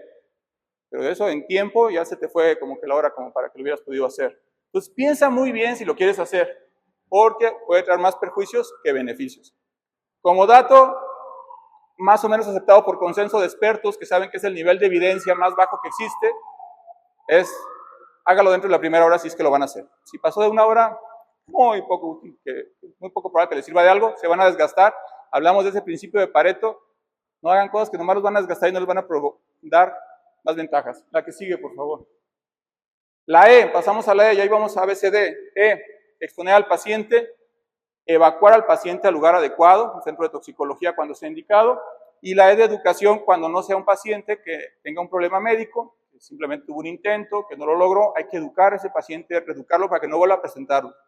Todo suicida, o sea, gente que se murió por suicidio, tuvo de 3 a 6 intentos previos, donde muy probablemente no recibió una reeducación adecuada. Por eso les digo que el suicidio es prevenible, pero no es tratable. Muchos de ellos fueron manejados como PHs, ¿sí? Un piachón, ándale, ya lleva uno. Probablemente el siguiente que te enteres es que se colgó o tomó algo que sí le atinó y se murió. Entonces, educarlos. La que sigue, por favor. Y una vez que acabamos eso, va la evaluación secundaria. Ya tengo tiempo para pensar. Se fijan, no he hablado nada de antídotos ni nada. Ya tengo tiempo de pensar. Vamos rápido con eso. Y ahí sigue de la ABCD o sigue la F. FD, fármacos, antídotos. Muy útiles cuando existen y cuando están indicados. ¿Sí? Antídoto de las benzodiazepinas. Díganlo, pues sin miedo, no los voy a regañar. Flumazenil, seguros. ¿Saben qué es el antídoto más mal indicado de todos? 85% de las veces no estuvo bien indicado. Se hizo un estudio de eso. Y 85% de las veces no estuvo bien indicado. En un 5% de las veces que lo pusieron, el paciente terminó convulsionando. En un 25% de las veces que lo pusieron, el paciente requirió que le volvieran a poner benzodiazepinas. ¿Sí? Entonces tengan mucho cuidado cuando ponen el flumazenil. La verdad, las benzodiazepinas no les tengan tanto miedo. Todos ponen dosis de caballo de benzodiazepinas para cuando tienen un paciente bajo intubación, sedación y todo eso, y no les tienen miedo. ¿Qué tienen que aprender a manejar con benzodiazepinas? Más bien aprendan a manejar el ABCD. ¿Para qué sirve el flumazenil como prueba diagnóstica? A veces la puedes poner en una primera dosis para ver si revierte. Ahora, tiene una vida media muy cortita, media hora. Entonces, cada media hora le va a estar gastando ese recurso. Mejor maneja de la viaria si requiere manejo de la viaria. Si nomás quiere dormir, déjalo dormir y duerme tú también. ¿Sí? No se peleen con eso de las benzodiazepinas. No es necesario estarle pone flumazenil. Segundo, naloxona, por ejemplo, otro de los más mal indicados. 50% de las veces no estuvo bien indicado. Ni menos en México. Casi no tenemos opioides como motivo de intoxicaciones. Casi, lo digo que no. Más que en el personal médico, que se abusa de ellos. ¿Sí? Valora mucho los efectos adversos de los antídotos. Muchas intoxicaciones, bueno, no muchas, pocas intoxicaciones tienen antídotos, hay que saberlos aplicar y cuándo es conveniente aplicarlos. No porque tengan antídoto es sinónimo de que lo voy a aplicar. En muchos pacientes les va a ir mejor sin el antídoto. Por ejemplo, los pacientes que andan locos como cabras, ciegos, o sea, todo eso que ustedes saben, es mejor aguantarlos así que ponerles el antídoto. Es más riesgoso el antídoto que estar aguantando al niño brinque y brinque por todos lados, pues tomó la metoclopramida u otras cosas. ¿Vale? Los males esperados llegan a ser curados con medios enérgicos cuando se ocupan los antídotos. La que sigue. Después de eso puedo hacer un examen físico del paciente. La que sigue, por favor. Y ahora sí, un diagnóstico y tratamiento específico para los pacientes. Pero tengo que haberle hecho un tratamiento general. Si no le hice un buen tratamiento general, no tengo paciente a la hora del específico. Ya cuando tengo tiempo, un paciente estabilizado en sus XABCDs, puedo darme ese tiempo de darle el manejo fino de las intoxicaciones. ¿Sí? Y ahí sí me pongo a buscar toxíndromes y me pongo a buscar cosas secretas de la toxicología para ayudarle un poco más. Pero la buena noticia es que la mayoría de las intoxicaciones no tienen una fórmula secreta y que el único manejo que van a tener que estarle haciendo es ese famoso XABCD y con eso van a salir adelante. Y van a tener una mortalidad tan baja como el 0.001%, si hacen bien el XABCD, incluso sin favoterápicos, incluso sin antídotos, si saben manejar bien eso. Había lugares, Estados Unidos entre ellos, que no manejaban el favoterápico de alacrán por el miedo que le tenía, y lo manejaban con XABCD al paciente. Muy caro, pero salían. Entonces sí se puede, manejándolos bien. No digo que sea lo ideal, si tienes el favoterápico, pues maneja el favoterápico, qué bueno que lo tienes, pero en su momento. Porque a veces tienen al paciente ahogándose en secreciones, con problemas de arritmias, con muchas cosas, y lo que están preocupados es en buscarle una venita para ponerle un favoterápico. Cuando ni siquiera se lo tendrían que poner por vena en estas situaciones, podrían ponerse intramuscular y les iría igual, a lo mejor. La que sigue, por favor. El diagnóstico por sospecha clínica, antecedente de exposición, ¿sí? Muchos pacientes te gritan de que están intoxicados, hasta huelen al tóxico, ¿no? Por toxíndrome, el toxíndrome es muy padre porque un toxíndrome casi todos tienen un antídoto específico, entonces tiene toxíndrome, tiene antídoto. Respuesta terapéutica a veces no sé qué tenga, pero le puse el favoterápico para araña y se curó, pues ya supe que tuvo, ¿no? Entonces, el laboratorio de estos abusa mucho. El laboratorio desorienta mucho si no va acompañado de una buena clínica. A veces hay pacientes que tienen toxíndrome hipnóptico sedante y le salen positivos a cocaína. Ah, pues ya el médico terco en que está intoxicado por cocaína, oye, pero está bien dormido, bien sedado, sí, pero está el positivo cocaína. El laboratorio no dice nada si la clínica no corresponde. Ahora, los laboratorios, desgraciadamente, los que tenemos son cualitativos y no deberían ser cualitativos. De nada me sirve un cualitativo, porque me habla de que se pudo haber expuesto a eso a lo mejor en una semana, 15 días anteriores. No me habla del estado actual. Tienen que ser dosis dependientes. Si no te dice cuál es la dosis de ese medicamento, de esa sustancia en ese momento, es poco útil. Solamente puede ser desorientador. La que sigue, por favor. Aquí está una serie de antídotos, no se los voy a dar cada uno de ellos, pero hay cosas que tienen antídotos, utilícenlas, ¿sí? Búsquenlos y métanos en el momento adecuado. ¿Dónde es el momento adecuado? X, A, B, C, D, E, F. Ahí tengo ese tiempo para buscar si tiene antídoto. La que sigue, por favor. ¿Otra más? ¿Una más? Y el manejo integral siempre de estos pacientes. Acuérdense, los pacientes, si los saco adelante, tendrán que seguir con un manejo por psicología, psiquiatría. Algunos hospitales manejan capellanía, lo espiritual, familia y empresa, cuando sean de tipo laboral. Hay que darle seguimiento, porque si no los pacientes nos van a seguir llegando. Por ahí tuvimos algún tiempo el problema del clenbuterol, por ejemplo, y teníamos como 50 pacientes hospitalizados y el taquero seguía vendiendo. Y yo decía, ¿cómo va a ser posible que no le han ido a clausurar el puesto? Ah, es que todavía no se puede activar eso, ¿no? Ya tenía 50 metidos en el CRIAT y el mismo taquero seguía vendiendo esa noche. Entonces, hay que trabajar a veces en conjunto con las autoridades para seguir evitando los problemas. La que sigue, por favor. Y los tratamientos, bueno, van en relación al tóxico, pero siempre cuidando el XABCD tanto clínico como psicológico en los pacientes. No voy a meter en esto porque ya sería todo lo de animales de ponzoña. Tenemos una plática ahorita de animales de ponzoña que yo espero que esté muy bien dada y donde van a poder aprender a manejar ese 57% de los intoxicados por animales de ponzoña. Pero aún ellos, el manejo inicial sigue siendo el que dijimos ahorita. Seguridad de escena, situación, X, A, B, C, D, E, F. ¿Vale? En todos váyanse por letritas, cúbranlas todas las letras. Si están cubiertas esas letras, la mayoría de los pacientes van a salir adelante aunque no sean toxicólogos. ¿Sí? La mortalidad puede ser tan baja como el 0.001% en los mejores centros. Y son esos, los que dan el soporte completo. Aquí sigue, por favor.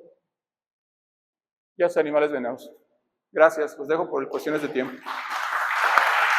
La barra de la izquierda, de su izquierda sería de la derecha.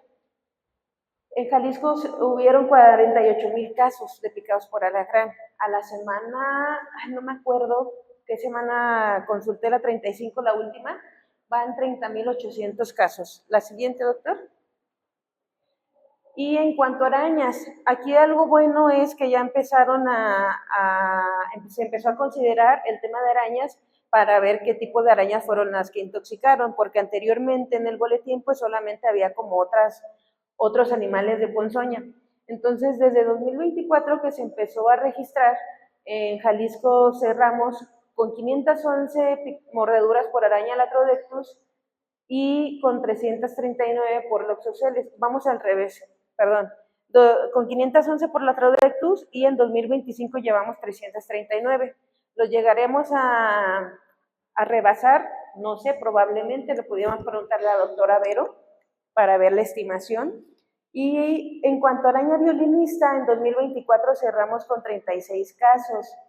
Aquí hay algo bien interesante. A 2025 para Jalisco en el boletín epidemiológico se han reportado ya 46. Van 10 casos más. Habría que ver aquí también pues los casos que estamos reportando, ¿verdad? Pero ya lo superamos. La siguiente, doctor, por favor. Ok. Alacranismo, alatrodectismo y loxocelismo que vamos a ver el día de hoy. Como bien dijo el doctor Irán, pues si el paciente llega y está grave, que no le encontramos la vía, pues claro que primero hay que darle el manejo. Denle el manejo en lugar de estar buscando administrar la fagoterapia. Pero ya después, si vemos sintomatología que corresponde al envenenamiento, pues hay que usar el antiveneno específico. Y pues bueno, hay algunas otras terapias también extracorpóreas que pudieran utilizar. Doctora, la siguiente, por favor. Ok. Aquí no me voy a detener. Actualmente manejan estos fagoterápicos, que es un producto biotecnológico ya una tercera y cuarta generación. Producto biotecnológico constituido por fragmentos FAB2, inmunoglobulinas G, hiperinmune de caballo, son anticuerpos purificados. Están trabajados para que ya no tengamos alguna reacción, pero pues siempre existe la posibilidad, ¿verdad? Doctor, la siguiente, por favor.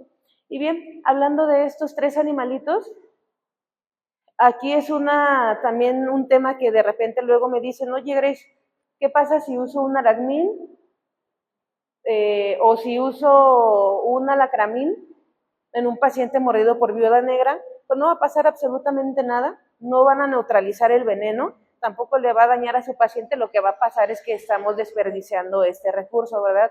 Entonces tengan en cuenta que cada uno es específico. Y hablando de estos arácnidos, pues bueno, alacramín va a ser para alacrán, aracmin plus va a ser para araña viuda negra y el reclusmin va a ser para la violinista.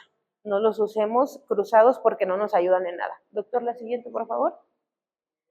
Ok, hablando de los toxíndromes y un poquito, son temas muy, muy largos. Hay que conocer un poquito de los alacranes porque a quienes de ustedes les han llevado los alacranes, los presuntos culpables, pues considerando que nosotros estamos en Jalisco, tenemos alacranes muy tóxicos. En México solamente la familia Buthidae son los alacranes que nos van a generar esta intoxicación, los que tienen esta capacidad. y tenemos nosotros en México 44 especies, 19 de ellas se proponen que son consideradas en la categoría de importancia para la salud pública. Y si se fijan, en cuanto a la casuística que tenemos, pues Jalisco siempre va a aparecer aquí en rojo junto con hacia el norte, con Nayarit, Sinaloa, Colima, el estado de Guerrero, Michoacán y el estado de México. Son los estados que mayores casos van a tener porque tienen alacranes de mayor importancia médica. Entonces, la siguiente. Y aquí, ¿ustedes saben qué alacranes tienen aquí? Seguramente, bueno, ahí la doctora Vero, ella ya me ha dicho, si vienen de la Colonia Independencia, si vienen de Oblato, si vienen de Ixtlahuacán, si vienen de estas zonas, ya están identificados que están estos alacranes. Pero, por ejemplo, tenemos Centruroides mascota descritos, Noxius ornatus tecomanus, el chamela elegans, que es el alacrán de la costa, que es el que más comúnmente vemos, el infamatus y el limpidus, que están distribuidos en todo nuestro estado. Ya tendremos que hacer quizá un mapa de riesgo para ver qué alacranes tenemos aquí en la zona metropolitana. Doctor, siguiente, por favor. Ok, hablando de las arañas son cosmopolitas, las vamos a encontrar en nuestra casa, las vamos a encontrar en el trabajo, las vamos a encontrar en la escuela de los niños, las vamos a encontrar en el parque donde vamos a ejercitarnos. Porque es importante también conocer esto, porque viene luego de lo que les decía el doctor Irán, hay que platicar con el paciente, con estos pacientes intoxicados, pues bueno, ¿qué estabas haciendo? ¿Qué sentiste? ¿Qué viste? ¿Para qué? Pues para saber qué tipo de animal de importancia médica fue el que accidentó. Hablando de arañas, viuda negras específicamente, hay 34 especies a nivel mundial y en México tenemos 4. 3 de ellas son nativas y una, que esta, la Latrodectus geométricos, es introducida. ¿Y cómo es esta arañita? Es una araña marrón, es la viuda café que le llaman. Entonces también pues hay que ir identificando. Si el paciente llega y dice, es que doctor, me morí de una araña violinista y está alterado, y ustedes ven signos de neurotoxicidad, pues bueno, también hay que conocer la fisiopatología de los venenos. Los venenos de araña viuda negra y violinista no son iguales, no actúan igual. Esa es la razón por la cual también necesitamos un antiveneno específico, ¿verdad? Viuda negra, pues son neurotóxicos, entonces, si vemos este efecto en el paciente y el paciente dice que fue una araña café, yo la vi, fue una violinista, pues bueno, hay que tratar a la sintomatología, ¿no? La clínica es la que va a mandar. Y ahora tenemos que saber también que tenemos esta arañita, una viuda marrón, una viuda café, que también comparte características con la Latrodectus, pero tiene ciertas diferencias. Doctor, la siguiente, por favor. Ok, hablando de arañas violinistas, las arañas violinistas también está descrito que se encuentran en todo el país y las tenemos por regiones. Por ejemplo, tenemos 47 especies en México de las 142 que han sido registradas. A nivel mundial somos el país que más especies tiene descritas. Y en nuestra zona tenemos Loxosceles colima, aquí en todo Jalisco, en Nayarit y en Colima. Entonces sí las tenemos y pues todas son distintas, ¿verdad? ¿Cómo identificamos una araña violinista?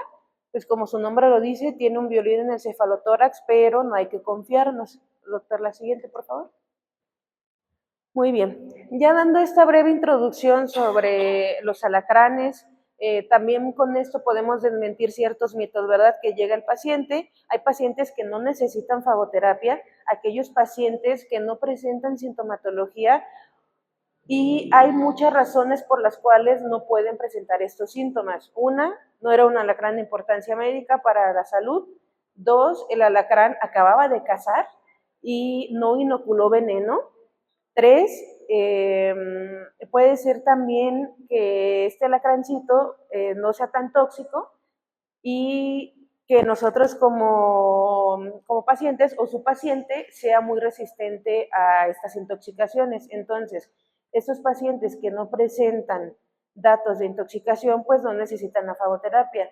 ¿Qué tendríamos que hacer o qué tendrían que hacer ahí en la sala de urgencias? Pues mantenerlo en vigilancia y darle un tratamiento sintomático. El dolor siempre va a estar presente, ¿verdad? Entonces, Si el paciente llega y dice, pues es que me picó un alacrán, hace 40 minutos, me duele mucho aquí el dedo donde me picó, pero no presenta otro síntoma, ustedes no observan otros síntomas, pues no necesitan la fagoterapia. Entonces también hay que considerar eso. Y pues son estos mitos, ¿verdad? El otro mito que ya desmentimos cuando entendemos que hay alacranes que no son de importancia médica para la salud, es lo que nos corresponde decir. Llega el paciente y les dice, no doctor, yo ya me tomé 1 litro de leche, trituré unos ajos o me puse cloro. ¿A quién le ha tocado? Yo creo que a todos, ¿verdad?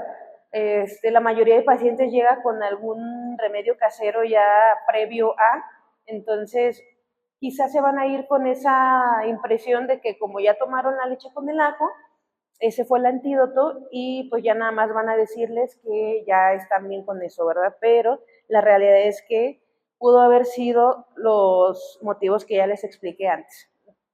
Hablando del alacranismo, ok.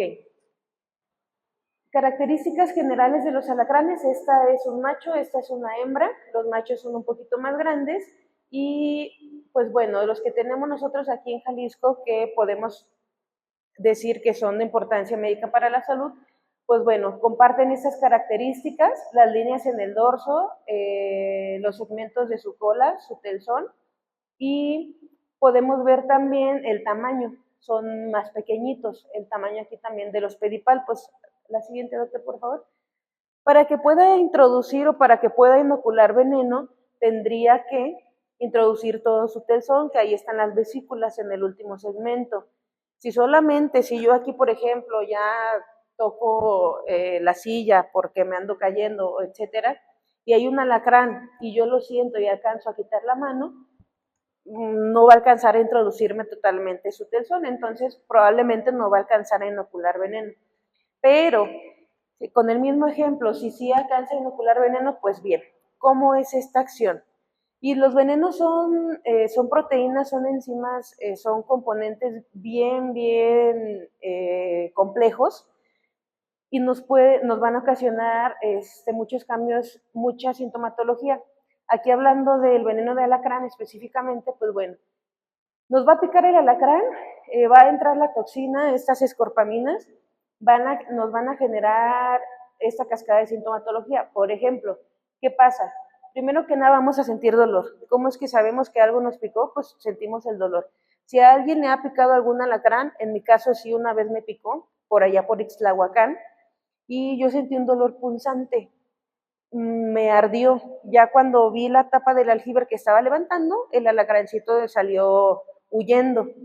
Entonces, primero que nada, pues bueno, entran las toxinas, nos generan dolor, despolarizan las membranas excitables, cierran los canales de sodio, abren los de potasio, hay esta sinapsis neuromuscular, actúan en el sistema sináptico, liberan estos neurotransmisores y pues bueno, si no nos atendemos, sobre todo en niños menores de 5 años o adultos mayores con alguna comorbilidad, pudiera llegar al fallecimiento del paciente. ¿Cuáles son los datos más clásicos de un paciente picado por alacrán que ustedes han visto por la liberación de estos neurotransmisores? Pues bueno, las fasciculaciones linguales, puede haber nistagmos, contracciones musculares, entre otras. ¿Qué otras? ¿Quién me dice qué es lo más común que hayan visto en sus pacientes picados por alacrán? Cialorrea. ¿Qué más? Que sí le administran o que sí necesita la fagoterapia. Pues bueno, es cialorrea. ¿Cómo lo van a clasificar también? Estos pacientes se clasifican en 3 grados, leve, moderado y severo. Y de esto depende el tratamiento. ¿Le da la siguiente, doctor, por favor? Ok. Dice la bibliografía que el veneno del alacrán consta de 41 péptidos tóxicos. Estos van a actuar, como les decía en la lámina anterior, sobre los canales de sodio y de potasio. 28 sobre los de sodio y 13 bloquean los de potasio. Una vez que el alacrán usa su veneno, requiere hasta 3 semanas para reponerlo.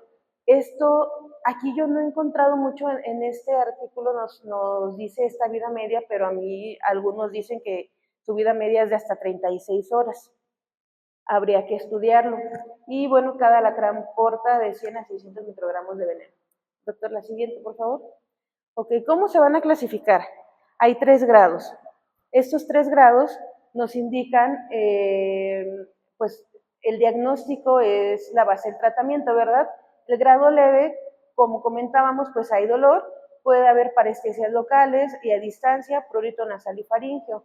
El grado moderado, signos y síntomas del grado leve, más sensación de cuerpo extraño o de obstrucción en faringe, cialorrea, diaforesis, nistagmus, fasciculaciones, etcétera, etcétera. Y un grado 3, signos y síntomas del grado 2, más taquicardia, hipertensión, ya aquí datos sistémicos, ¿verdad? ¿Y cuál es el tratamiento? Pues de acuerdo a los grupos de edad. Niños mayores de 5 años y adultos, en un grado leve se aplica uno, si no hay mejoría aplicar otro frasco, pero aquí hay que revisar, ¿verdad? Cómo llega su paciente, la evolución, cuánto tiempo ha pasado, si es un niño, si tiene alguna comorbilidad. Y aquí vemos de 2 a 5 y 5. No sé en su experiencia, por ejemplo, aquí el doctor Irán, la doctora Vero, que no me van a dejar mentir, la mayoría de pacientes remiten con una dosis, con 2 dosis, con 3 dosis. Difícilmente vamos a sobrepasar las 5 dosis. Cuando sobrepasemos las 5 dosis, que aquí es lo que nos indica en un grado severo, es porque el paciente es un niño o es un adulto mayor y porque ya tiene mucho tiempo con el veneno circulando. ¿Cuándo va a pasar esto? Cuando, por ejemplo, es un niño que le picó en la noche, 12, 1 ya de la madrugada, está llorando, pero no sabemos qué le pasó, la mamá no sabe qué le pasó y llega a la atención hasta las 6, 7 de la mañana. Ya es una evolución de entre 6 y 7 horas. Puede pasar, sí, pero pues hay que estratificarlo de manera adecuada. Doctor, la siguiente, por favor. Y este caso me lo prestó el doctor Gustavo López. No le tapé ahí su rostro porque quiero que vean sus ojitos.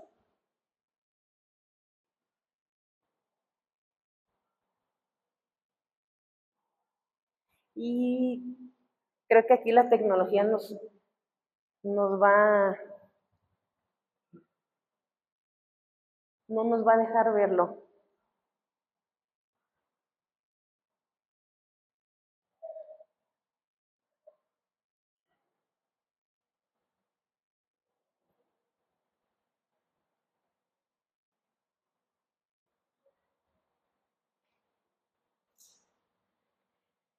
No se puede, ¿verdad, doctor? Ok, bueno, pues en este video este niñito es un video bien interesante en el cual este pacientito nos platica, le platica al doctor Gus qué es lo que siente, qué es lo que estaba haciendo y es un paciente que es una condición ideal, porque en primera llegan los primeros 30 minutos a la atención, que ese es un indicador, ¿verdad? Ustedes tienen pacientes que llegan en los primeros 30 minutos a la atención que son picados por alacrán. Quizás sí, quizás algunos no, porque aparte aquí el tráfico en nuestra ciudad está muy complicado, ¿verdad? Pero vemos cuál es su expresión, vemos ahí la cialorrea. En este caso, el doctor Gus lo estratificó en un grado severo y el tratamiento fueron 3 dosis. Diluidas aforadas en solución de 50 y la pasó a 30 minutos. Ya no requirió dosis mayores. Igual les puedo dejar la presentación para que si la comparten, pueden ver ahí el video. Hablando del latrodectismo, ¿todos han visto una araña viuda negra? Las ubicamos, sí, ¿verdad? Es una arañita bien característica que es de color negro, las patas delanteras son más largas y tiene esta marquita en su opistosoma. Doctor, la siguiente, por favor. ¿Cómo las vamos a identificar o cómo las llaman? Las llaman arañas capulinas porque también asemejan a este fruto. Las llaman también las viudas negras, las de la panza roja, pero las vamos a identificar de esta manera. Y este es bien interesante. Esta es una hembra, este es un macho. Si se fijan, las marcas no son iguales. Aquí tiene marcas que no parece el reloj de arena, pero pues así está su coloración. Este es un novisaco. En esta especie, la que nos va a generar la intoxicación es la hembra, es más grande y sus quelíceros son más, por tanto, son más grandes, por lo cual sí van a poder introducirse e inocularnos este veneno. Siguiente, doctor, por favor. Y esta es la Latrodectus geometricus. ¿Han visto una como esta ustedes? Es una viuda marrón, es una araña café, es Latrodectus sí, pero pudiéramos confundirla, ¿no? Y sobre todo por la coloración. Fue una araña café, si nos dicen araña café, araña parda, luego pensamos en la violinista, ¿verdad? Pero también tenemos esta especie. Aquí tiene la mancha, la marca del reloj de arena, y la característica de esta es que va a tener en sus patas unas bandas de otros colores, y las podemos encontrar también en el jardín, en el parque, en la herrería, etcétera, etcétera. Siguiente, doctor. Ok. En este caso, la acción del veneno de araña viuda negra, la enzima que nos va a afectar es la alfa-latrotoxina. Esta alfa-latrotoxina se va a unir a receptores sinápticos específicos. Estos mecanismos van a desencadenar la liberación de neurotransmisores como la acetilcolina, como la norepinefrina de las terminales nerviosas, y van a causar espasmos musculares y van a causar este dolor característico. Aquí ya vamos a empezar a diferenciar estos toxíndromes. Doctor, ¿le puede pasar la siguiente, por favor? Ok. ¿Cuál es la diferencia? ¿Podemos confundir una picadura de alacrán con una mordedura de viuda negra? Pues quizá en una primera instancia, si no nos ha tocado ver algún caso de mordedura por viuda negra, pero pues sí hay que ver los diagnósticos diferenciales. Igual aquí vamos a tener 3 grados: grado leve, dolor en el sitio de la mordedura; dolor de intensidad variable, localizado en miembros inferiores. Aquí ya vamos diferenciando, ¿verdad? En un grado moderado, signos y síntomas de grado leve, aparte lo que es lo más común, opresión torácica, espasmos musculares, contracturas musculares. Y un grado severo, un grado 3, signos del grado moderado, y aparte vamos a ver midriasis, miosis, trismus, confusión, delirio, taquicardia, rigidez muscular, broncoconstricción, arritmias, etcétera, etcétera. Vemos aquí el tratamiento también. Cualquier edad, un frasco, una dosis; menores en un grado moderado, 2 dosis; para mayores de 15 años de 1 a 2, y en un severo son 3 y de 2 a 3. Este flavoterápico también es muy potente su poder neutralizante, entonces también, ahí no me dejan mentir, incluso con 1 dosis podemos neutralizar el veneno de un grado severo. Es muy bueno, es muy potente este antiveneno. Doctor, la siguiente, por favor. Y bueno, vemos esta paciente, aquí me faltó ponerles, este es del Hospital Juárez de México, que me hicieron favor de pasarme estas fotos. Femenino de 37 años que refiere mordedura en mano derecha, inicia con dolor local y de extremidades inferiores. ¿Ven cómo está su expresión? Yo me acuerdo cuando la doctora Vero vio estas imágenes, sin historia clínica dijo, eso es un atrodectismo. ¿Por qué? Pues alcanzamos a ver aquí cómo tiene esta face atrodéctica. Vemos la rubicundez, cómo están los párpados inflamados, y bueno, pues aquí, como es una imagen, no podemos apreciarlo, pero tiene también trismus aquí en los músculos maceteros. Acude 12 horas posteriores a la mordedura, parte con crisis hipertensiva. ¿Por qué? Pues porque estaba trabajando, le mordió algo, no se dio cuenta que a las horas empezó a sentir dolor, y fue cuando decide presentarse, y por eso llegan estos síntomas. Algo que me comentó la doctora de estas veces que la visité fue que ella veía esta condición con muchas horas de evolución. Nuevamente, todavía no sabía que estas fotos eran 12 horas posteriores. Entonces, en la evolución, pues lo vamos a ver a las 6, 7 horas, ¿verdad, doctora? Aproximadamente. La siguiente, por favor. A esta paciente que acabamos de ver, le pusieron nada más 1 dosis. Y vamos a ver si este video sí lo reproduce. Este sí lo reproduce. Si ustedes, así como lo ven a este paciente, ¿en qué grado lo clasificarían?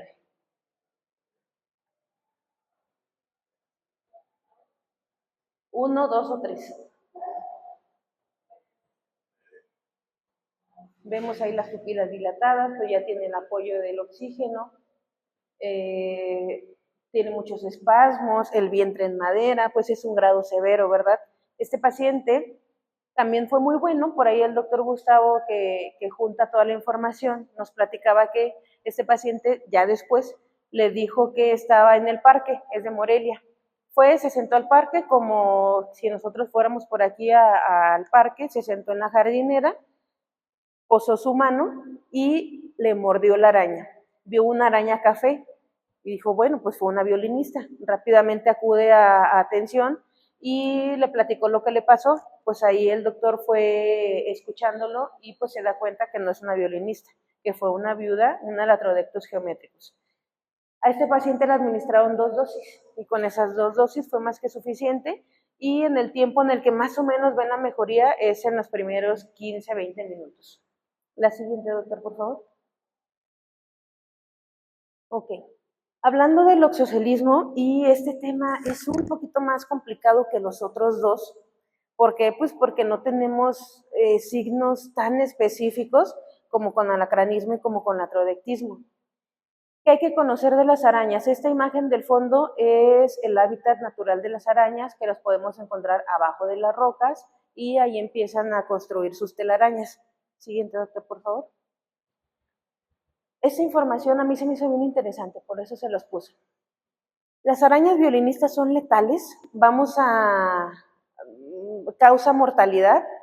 Pues bueno, del 100% de los casos del oxocelismo, el 85% presentan una variante cutánea, el 10% presentan una variante sistémica que puede ser muy grave, y el 5% a una variante inflamatoria, el oxocelismo edematoso, sobre todo cuando muerde en cara. Doctor, siguiente, por favor. Y también aquí es bien importante, esta araña de importancia médica para que la podamos identificar, porque hay muchas arañas en nuestro país y en el mundo, hay N cantidad de arañas.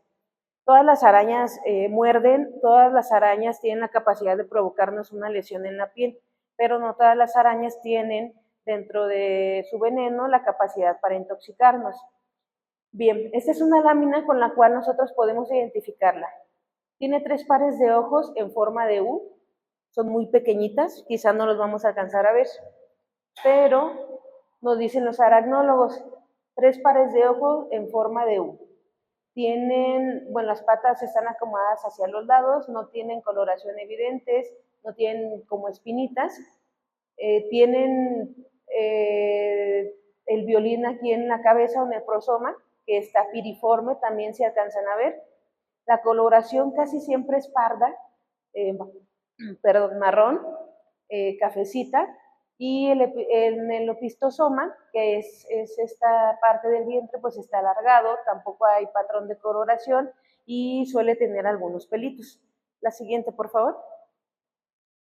Aquí se ve más claro, los ojos en forma de U y el violín. Aquí cabe aclarar también que no en todas las especies alcanzamos a ver este violín, entonces no hay que casarnos con eso. Ok, no tiene violín, no es una violinista, porque por ejemplo en esta sí alcanzamos a ver, Loxoscelis colima sí se alcanza a identificar, pero por ejemplo esta me parece que es una Loxoscelis tenochtitlan, entonces pues no se alcanza como tal a identificar.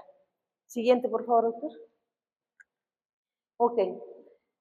Hablamos que con los alacranes tenemos las escorpaminas, que son las que nos provocan esta intoxicación. Con la viuda negra nos provoca la alfa-latrotoxina, y con la violinista aquí el veneno va a tener sobre todo la esfingomielinasa D.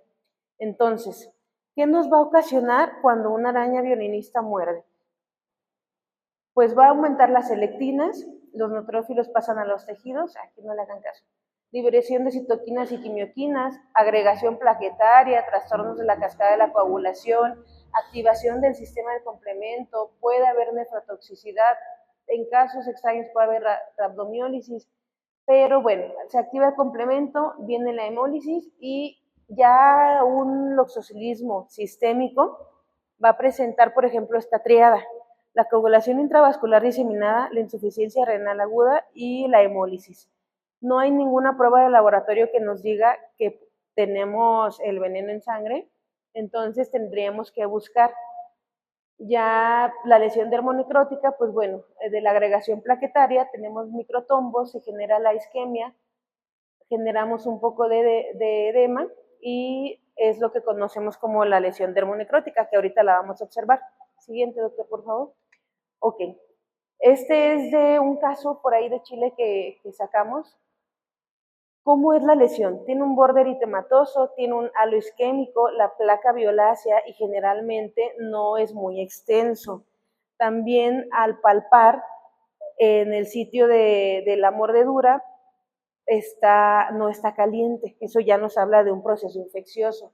Si se fijan en esta característica, aquí está el borde eritematoso, el halo isquémico, la placa violácea.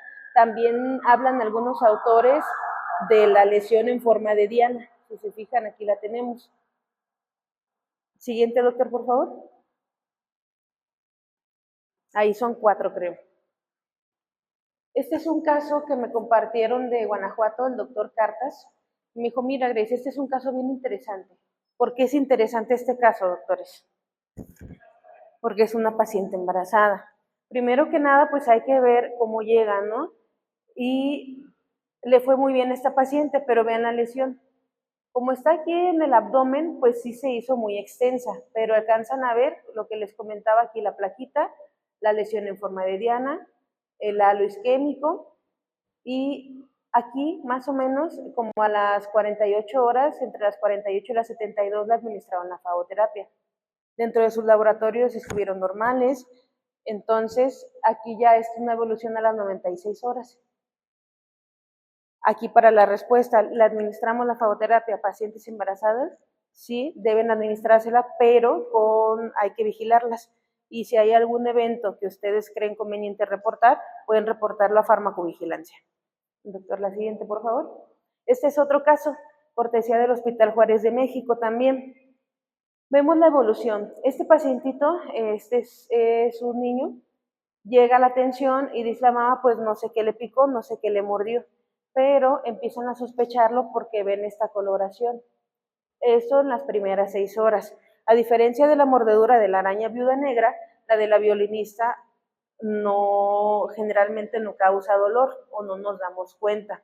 ¿En dónde se encuentran las arañas violinistas? Por ahí en el closet, en donde casi nunca movemos, o en el cuartito debajo de los tiliches, abajo de la escalera, o incluso en la bodeguita que tenemos afuera, que andamos buscando una extensión y la sacamos, y difícilmente nos vamos a dar cuenta que algo nos picó, que algo nos mordió, porque prácticamente es indolora. Entonces, las primeras 6 horas va a aparecer este halo, esta lesión. Las siguientes 24 horas, pues bueno, si se fijan, ya va evolucionando, ya vemos esta plaquita. ¿Y por qué está aquí en verde? A las 48 horas fue administrada la fagoterapia. ¿Cuál es la vida media del veneno de araña violinista? Que también aquí podemos hacer esta diferencia con alacrán y con viuda negra. La vida media de este veneno más o menos oscila en las 120 horas. Entonces, ¿cuánto tiempo tendríamos para vigilar, para evaluar este paciente? Pues los primeros 5 días. Aquí le administran la fagoterapia, si se fijan ya empieza a verse esta lesión, esta escara, y en el día 8 ya está así. Este es un evento que acudió al hospital y le fue muy bien. Siguiente, doctor, por favor. Ok. Y en el oxocelismo sistémico, pues ese es un poquito más difícil, muy más difícil. Manifestaciones generales: fiebre, resfriado, debilidad, artralgias, náuseas, vómito, rash, petequias, dolor urente. ¿Con qué pudiéramos confundirlo? Un paciente que llega con fiebre, con resfriado débil, que le duelen, también tiene dolor muscular. Pues bueno, hay un montón de patologías que concuerdan con esto. Pero aparte, aquí en el oxocelismo sistémico, pues nos podemos ayudar, porque como les decía, no hay un gabinete que nos diga si es loxo sistémico. Pues bueno, con estudios de laboratorio que nos muestren, por ejemplo, la hemólisis, anemia hemolítica, la bilirrubina, la hemoglobinuria, la coagulación intravascular diseminada, hay que ver la elevación del TP y del TTP, y la lesión renal aguda. Por ejemplo, si presenta oliguria, pues hay que ir viendo. Y si aparte el paciente dice, bueno, pues no sé qué estaba haciendo, estaba haciendo limpieza, no sé qué me picó, no sé qué me mordió, hace 2 días, y tiene en sus análisis alguno de estos, pues pudiéramos también ahí sospechar de un oxocelismo sistémico. Siguiente, doctor, por favor. Ok, diagnóstico. Lo más sencillo es que el paciente le haya tomado o una foto o lo haya capturado al arácnido y se los pueda mostrar. Y con esto, ya si les llegan a ustedes, por ejemplo, si llegara con la doctora Vero, que seguido lo puede consultar con Rectox, ¿esta es una araña violinista o no será una araña violinista? Eso es lo más sencillo. Raro el caso, si no lo tiene, pues bueno, el diagnóstico hay que ver la clínica y hay que apoyarnos con estudios de laboratorio. Pero la mayoría de casos que nos dicen que son oxocelismo, que le mordió una araña, pues la mayoría no son. Siguiente, doctor, por favor. Esta es la guía, que guías también les dejé aquí arriba, con los signos y síntomas y con las dosis que se requiere. Siguiente, doctor, por favor. Esa es igual la guía. ¿Le puede dar la siguiente, por favor? Y bien, hablando de los diagnósticos diferenciales, tenemos 3 arácnidos que son de importancia médica para la salud, importancia médica toxicológica. En el tema de los alacranes y las viudas negras, se puede parecer un poquito más el cuadro. ¿Por qué? Pues porque son venenos neurotóxicos. Pero aquí en color rojo es lo más común que presenta el paciente picado por alacrán. La distensión del abdomen, la sensación de cuerpo extraño en faringe, nistagmus y alorrea. Y acá de este lado, por ejemplo, aquí dice fasciculaciones linguales, ¿no? Doctora, usted en algún momento me dijo qué es lo que nunca había visto en un paciente mordido por araña viuda negra. En la bibliografía te reporta equivocaciones distales y fasciculaciones linguales, pero normalmente, por lo menos a mí en los no nos presenta ni cialorrea, ni fasciculaciones linguales, tampoco distal. No vemos cialorrea, no vemos nistagmus, no vemos fasciculaciones linguales. Entonces eso lo podemos usar como diagnóstico diferencial para estos 2 arácnidos. Siguiente, doctor, por favor. ¿Qué más? Lo que sí presenta el paciente mordido por viuda negra, que es más común: dolor torácico, dolor lumbar, diaforesis y contracturas musculares, que generalmente en el paciente picado por alacrán no lo observamos. Siguiente, doctor.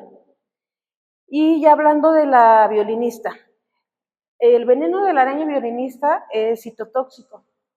Entonces, como diagnósticos diferenciales, aquí sí no podemos confundir un alacranismo, un loxocelismo con un alacranismo o con un atrolectismo. Es completamente distinto. Pero ¿con qué lo pueden confundir? Por ejemplo, con infecciones que llega el paciente, pues es que algo me picó, no sentí la semana pasada y traigo una lesión muy extensa, inflamada e incluso purulenta, y que ya tiene estos 10, 15 días, ¿verdad? Eso no es un loxocelismo. Puede ser infecciones, enfermedad venosa, neoplasias o incluso otras condiciones que pudieran ser, por ejemplo, también otras arañas tienen quelíceros, están sucios, tienen bacterias, generan esta mordedura y nos pudieran generar también una infección, y por ahí también pudiéramos ir buscándole, ¿verdad? Siguiente, doctor, por favor. Ok. Y este se los pongo también porque nos pudiera ayudar con el oxocelismo. ¿Qué nos dice Reclus? Que no es un oxocelismo. Numerosas lesiones. Si vemos numerosas lesiones en la extremidad en donde presuntamente mordió, pueden descartarlo.